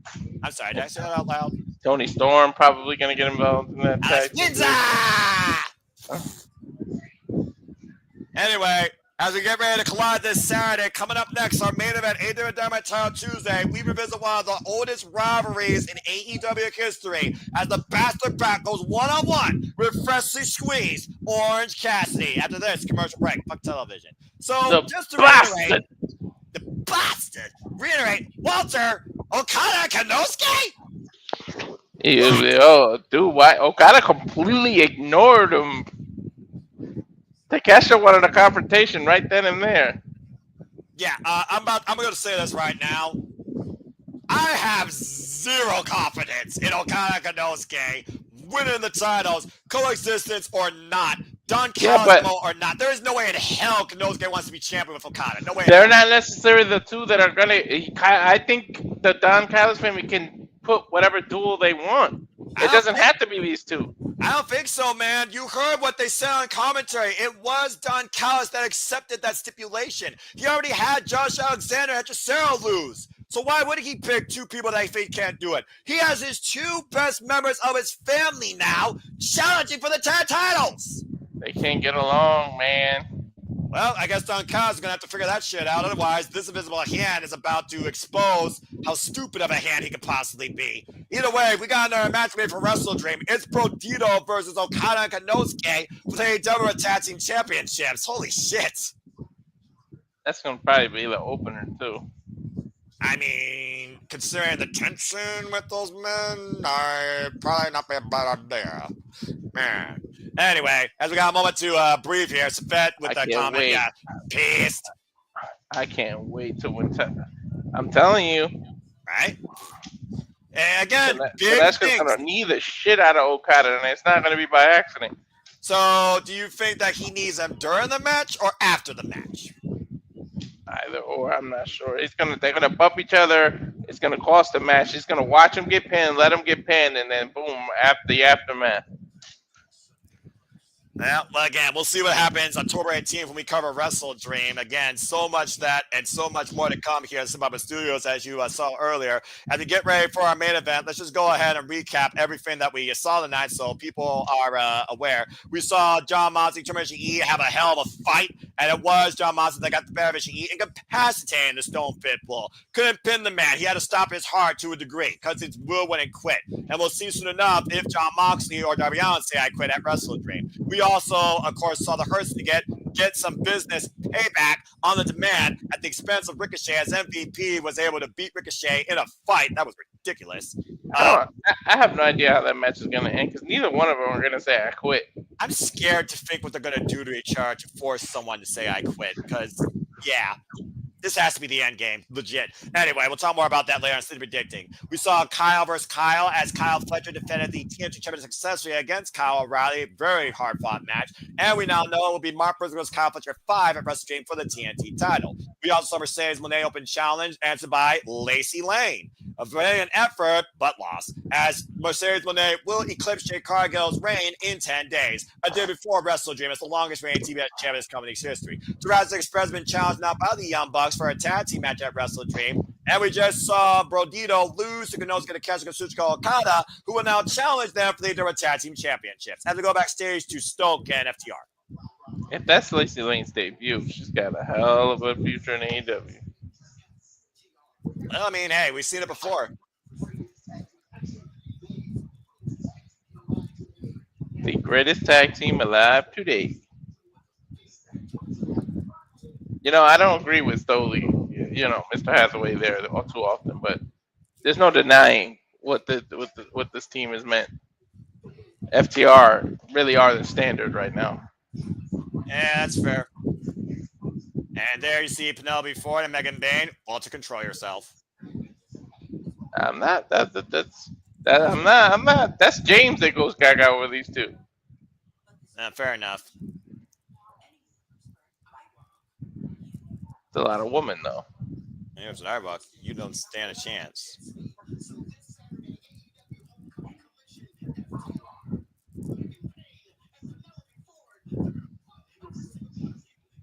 You don't stand a chance. Dude, she towers over every woman in the division. But as again, just stand alongside her. You see that. I'm going backstage with Nate Paquette. This Again, Bandido. it's official. Brodido right now. Force the fans not go their way.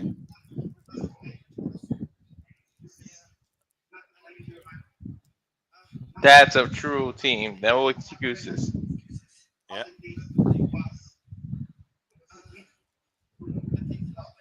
Things happen. Oh, it's supposed to be because of me. Hey, does Okada get an ROH title match? Never gonna stop fighting.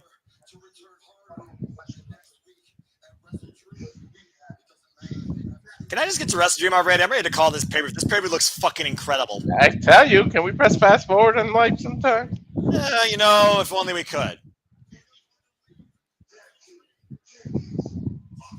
There's no way they're losing the title. These two guys, I would be they're not going to get along. I would be shocked if they lost. But we also know Don Callis' family does have the number. So again, Walter, anything could happen. Whatever. Of course, first experience runs Cassidy with the pixelated Titantron. Let's see if the Titantron actually holds up this time or doesn't break. Good grief. It's barely legible. I can barely read it.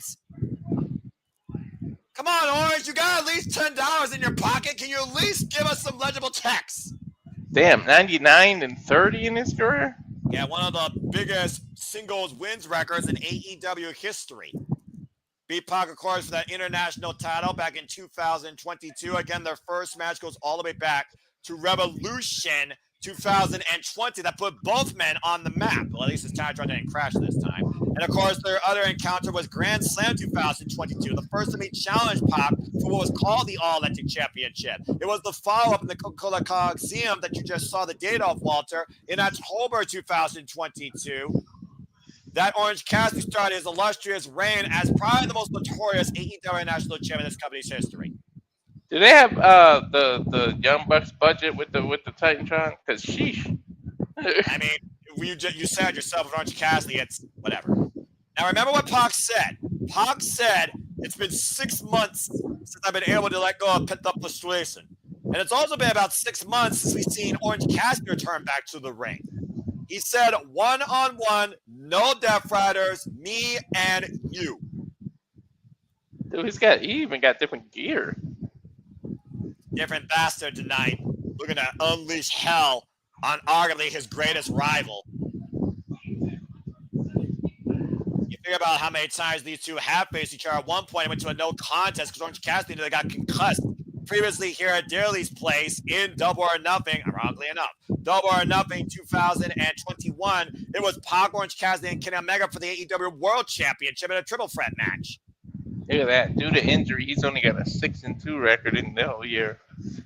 And considering he was previously an AEW Trios champion, that of course, when Death Rider falls and no one has to rise, it's what happens. You ride or die on this ride. Oh, man. That dude's got a serious look. You said it yourself, 6 months of frustration.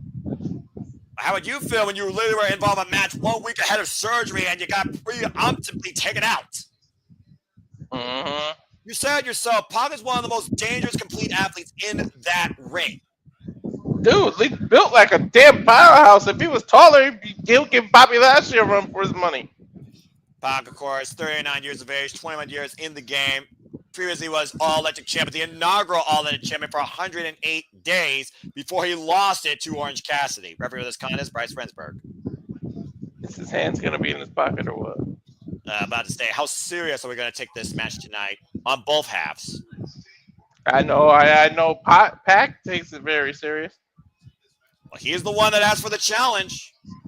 And of course, we saw Orange Cassidy just challenge Kyle Fletcher for the TNT Championship last week, Wednesday, at the anniversary, where Kaun appeared and cost him. And speaking of AEW, talk about things we're going to cover. Let's not forget, Walter, Blood and Guts, Wednesday, November 12th, and the women will go to war inside that structure in Greensboro, North Carolina. Over the hands in the pockets immediately, to your point. And again, Orange Cassidy, so elusive. Pac very familiar, though. If anyone's familiar with Orange Cassidy more than Pac, I would love to know who. Right? With the mental games and the physical games. Great hammerlock underneath. Oof. Just tossed to the side. Dude, look how he just picked Cassidy up. Yeah, to your point, Pac has really toned down since we last saw him as well. Mm-hmm. He's not rushing into things either, considering he was once the man that gravity forgot. He was probably non-stop against Will Ospreay last year at All Out. And there's those kicks. Those lazy, lackadaisical, dangerous kicks in the business. Oh. Pac is not taking that. It's that headlock. That was an in-and-out roll, by the way. Very unique by Pac. Don't remember him doing that before. Charles, this is literally the main event. Big shoulder block here. Again, we might have an overrun here, but buckle up for the next 15 minutes because you know how much these two can go. That headlock takedown by Pac, dropping Orange Cassidy here. What do you think Pac's looking for in beating his greatest rival here tonight? If he was to get the win, Walter, what do you think Pac's looking for? A new start. I think you start new by getting rid of old baggage. So he's trying to fight his biggest rivalry, get rid of him so he can start a new chapter. I mean, 6 months of your career, of your life, of your livelihood just taken away from you. You start back at square one and make your way to the top again. And Orange Cassidy right now with the head scissors.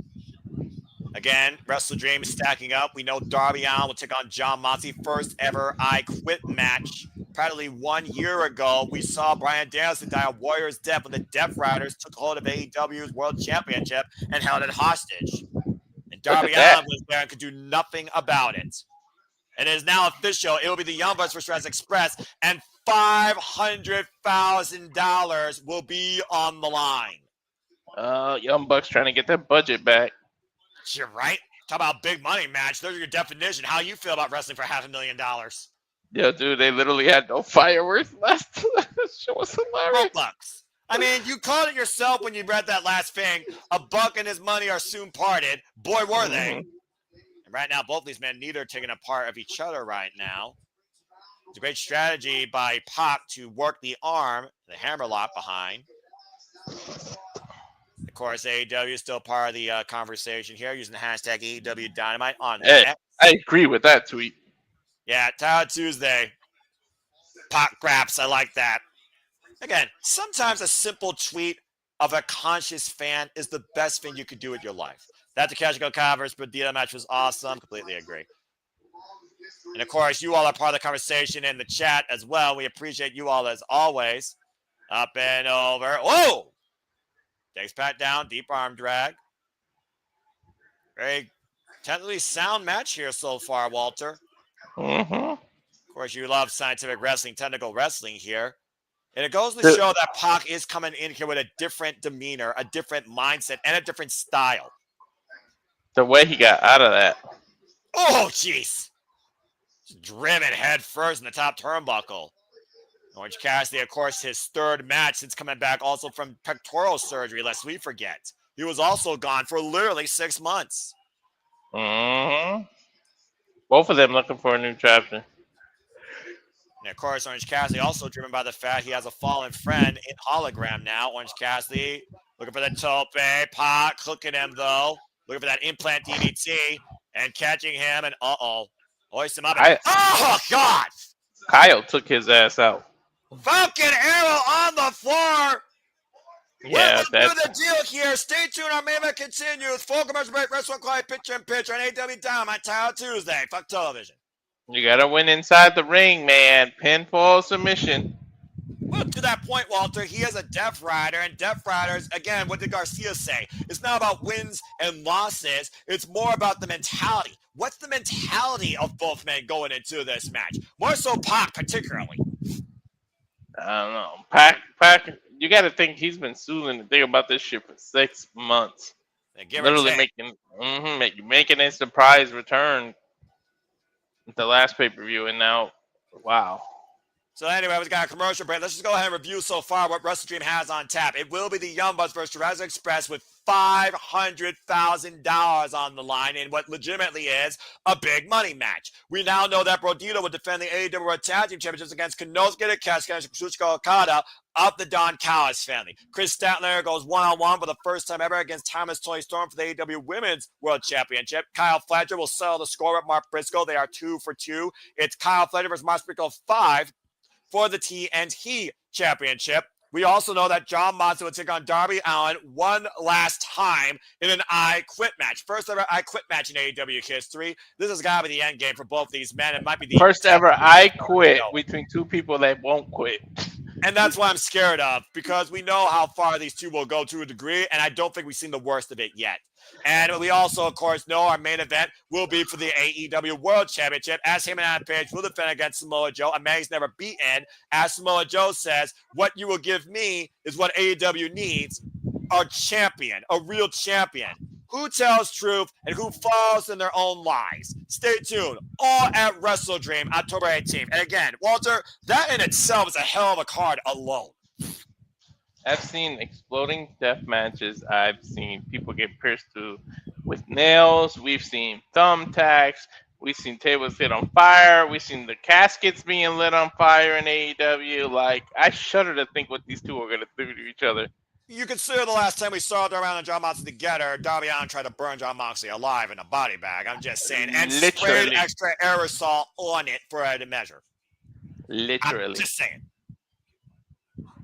I was actually watching Blood and Guts. Do you remember the last time Darby Allin was involved in Blood and Guts? He threatened to light a handcuffed scapegoat Jack Perry on fire unless the Elite quit.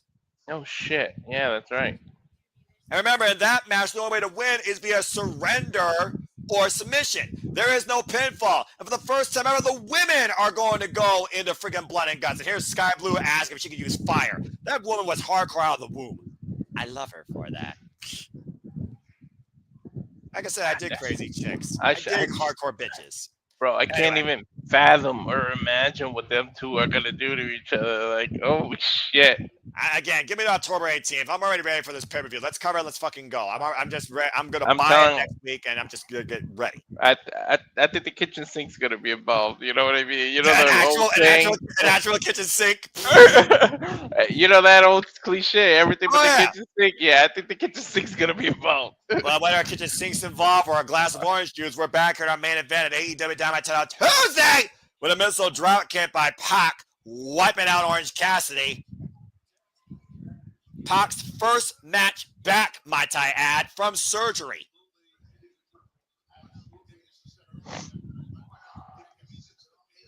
And again, the pacing of this match is so different than the previous encounters. It really surprises me. But again, we are dealing with two ring generals of their own right. When you figure about the men that Orange Cassidy has hung with, and you figure about the opponents that Pac has endured and beaten. They really have slowed.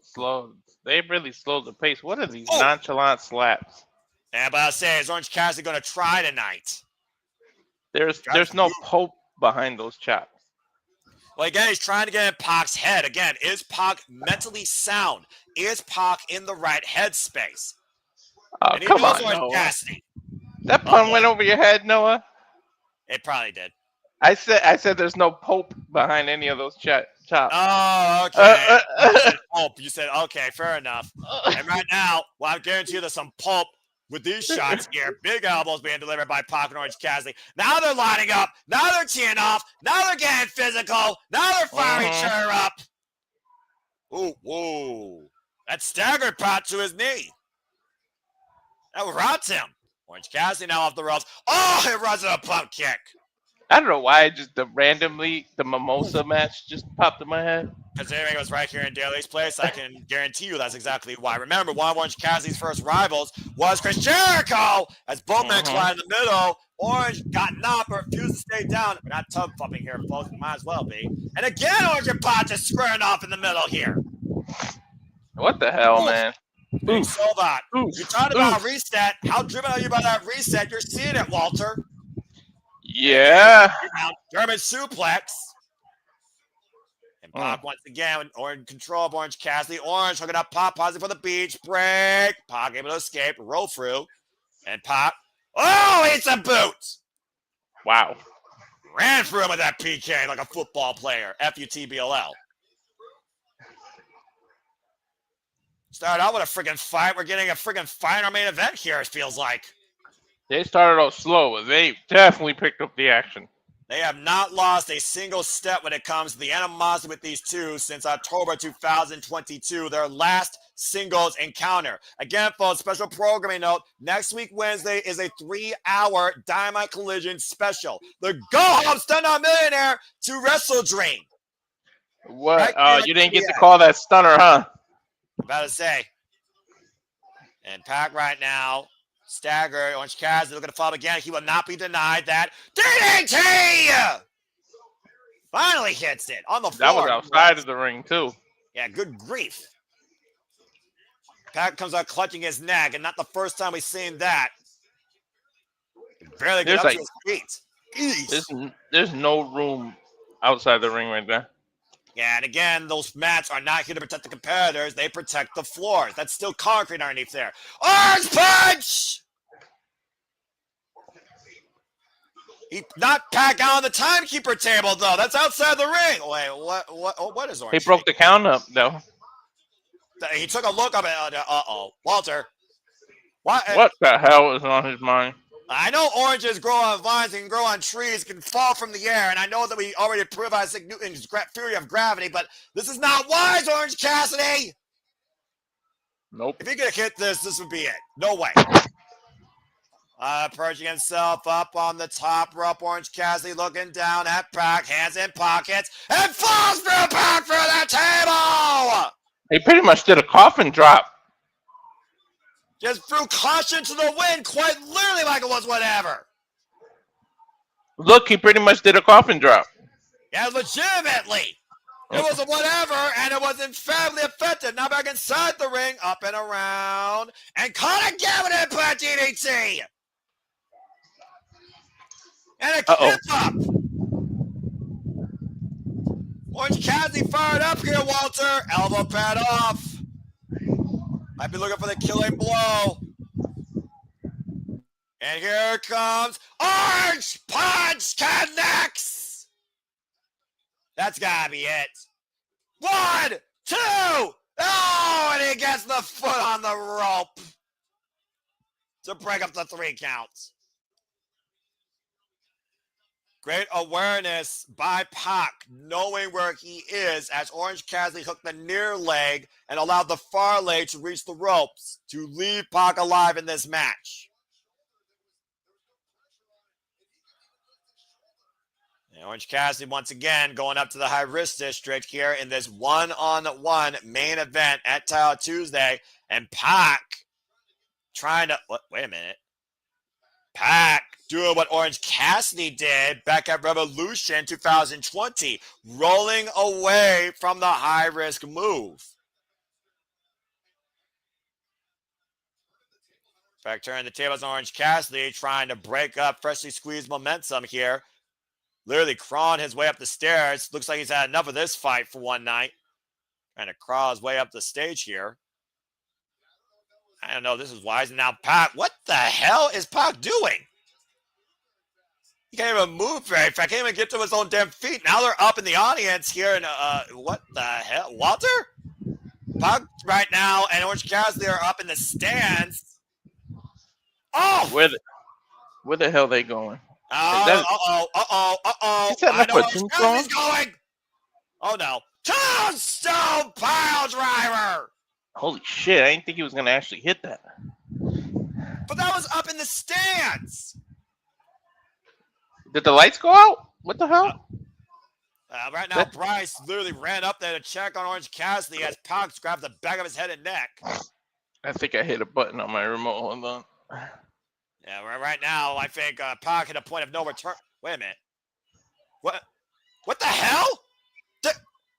Darby Allin just handcuffed Pac's ankle to the barricade guard up the top of the stands. Dude, he cuffed his leg. The referee's starting his 10 count, by the way. Orange Cassidy is staggering his way back inside the ring, but Pac somehow broke free. I don't know how Pac broke free of those cuffs or how Darby Allin was able to find a way to freaking try and trap Pac. How is he exactly in that spot, huh? About to step denied, and Pac flies in, breaks the count, runs in though, roll through, reversal, the cover, cross line by Orange Cassidy, and Orange Cassidy gets it! Not what I was expecting. An incredible pin cross leg roll up. Orange Cassidy gets the better of Pac once again.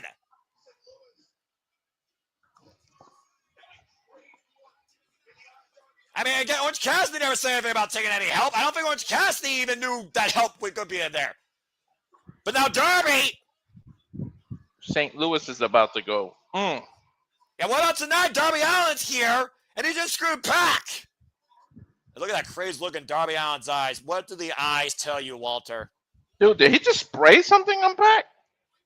I don't know right now, but literally you hear Darby Allin right now jaw-jacking Pac. Look at that look. That's a terrifying. Why is Pac is pissed? And I think Pac is going after Darby Allin. Darby right now running in front of the desk. Meanwhile, Darby. Oh, what the hell? See? Oh, okay. I got it ahead of you. He sprayed something, right? Yeah, he did. And there comes the other Death Riders. Yuta just tossed. Whoa, damn. Yeah, he just tossed Yuta to the side. What the hell is happening?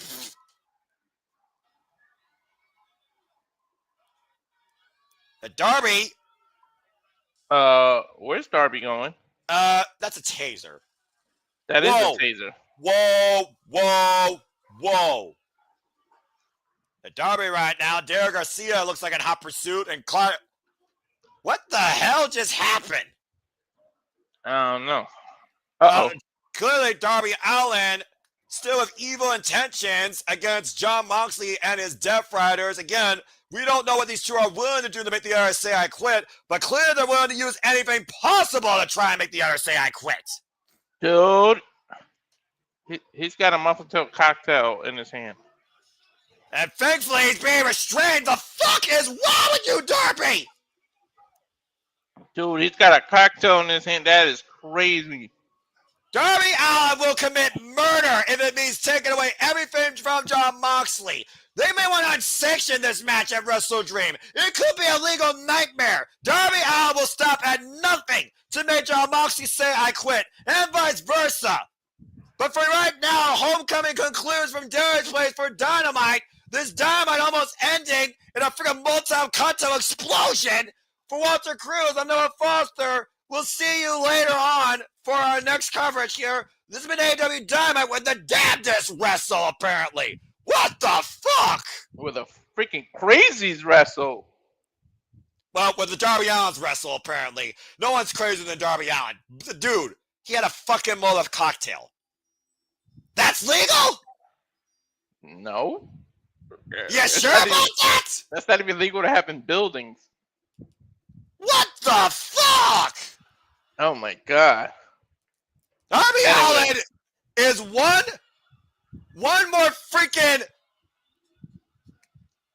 I don't know what you call that. Just imagine. They're gonna have no rules in an I Quit match. Well, I hope they have freaking police on standby because Darby Allin might legitimately come in here with murder on the mind. What the hell are you getting yourself into, Jon Moxley? I thought Jon Moxley was the damnedest fool in AEW. Boy, was I wrong. Fuck the police. You need the fire marshals on hand. You need the warden of the FBI or somebody here. Someone in the psychiatric ward. Get a straitjacket on that man. If a body bag can't hold him, maybe a fucking straitjacket can. Something has to give and something has to end with Jon Moxley and Darby Allin for the sake of everybody. I think Moxley has finally met his match. Like somebody's crazier than him. That's saying something, Walter. But again, October 18th, you very well might be right. This might be a dream coming to an end with a life on the line. But still to come, AEW Collision Homecoming, Josh Alexander, Kula Ibushi, Trios Warfare with the Triangle Madness, Timeless Toy Storm, Chris Statlander, fucking hell, Darby, and the Harley Cameron, Mixed Trios Warfare with Little Nightingale and Jet Speed, taking on Megan Babe and FTR. Fuck me. And again, next week, special programming, 3-hour Dynamite Collision special. Next week, Wednesday night. That will be the go home to Wrestle Dream. I pray to God Darby Allin isn't there because I don't know how the hell you separate these two before they kill each other, quite literally. Again, for Walter Cruz and Noah Foster, thank you all for tuning in. You make it possible. This has been AEW Dynamite. What a homecoming, right? We almost burned the fucking house down. Cut the fucking feed. We'll see you all tomorrow for NXT Showdown. Have a good night. Cut the feet. Somebody cut Darby off. With what?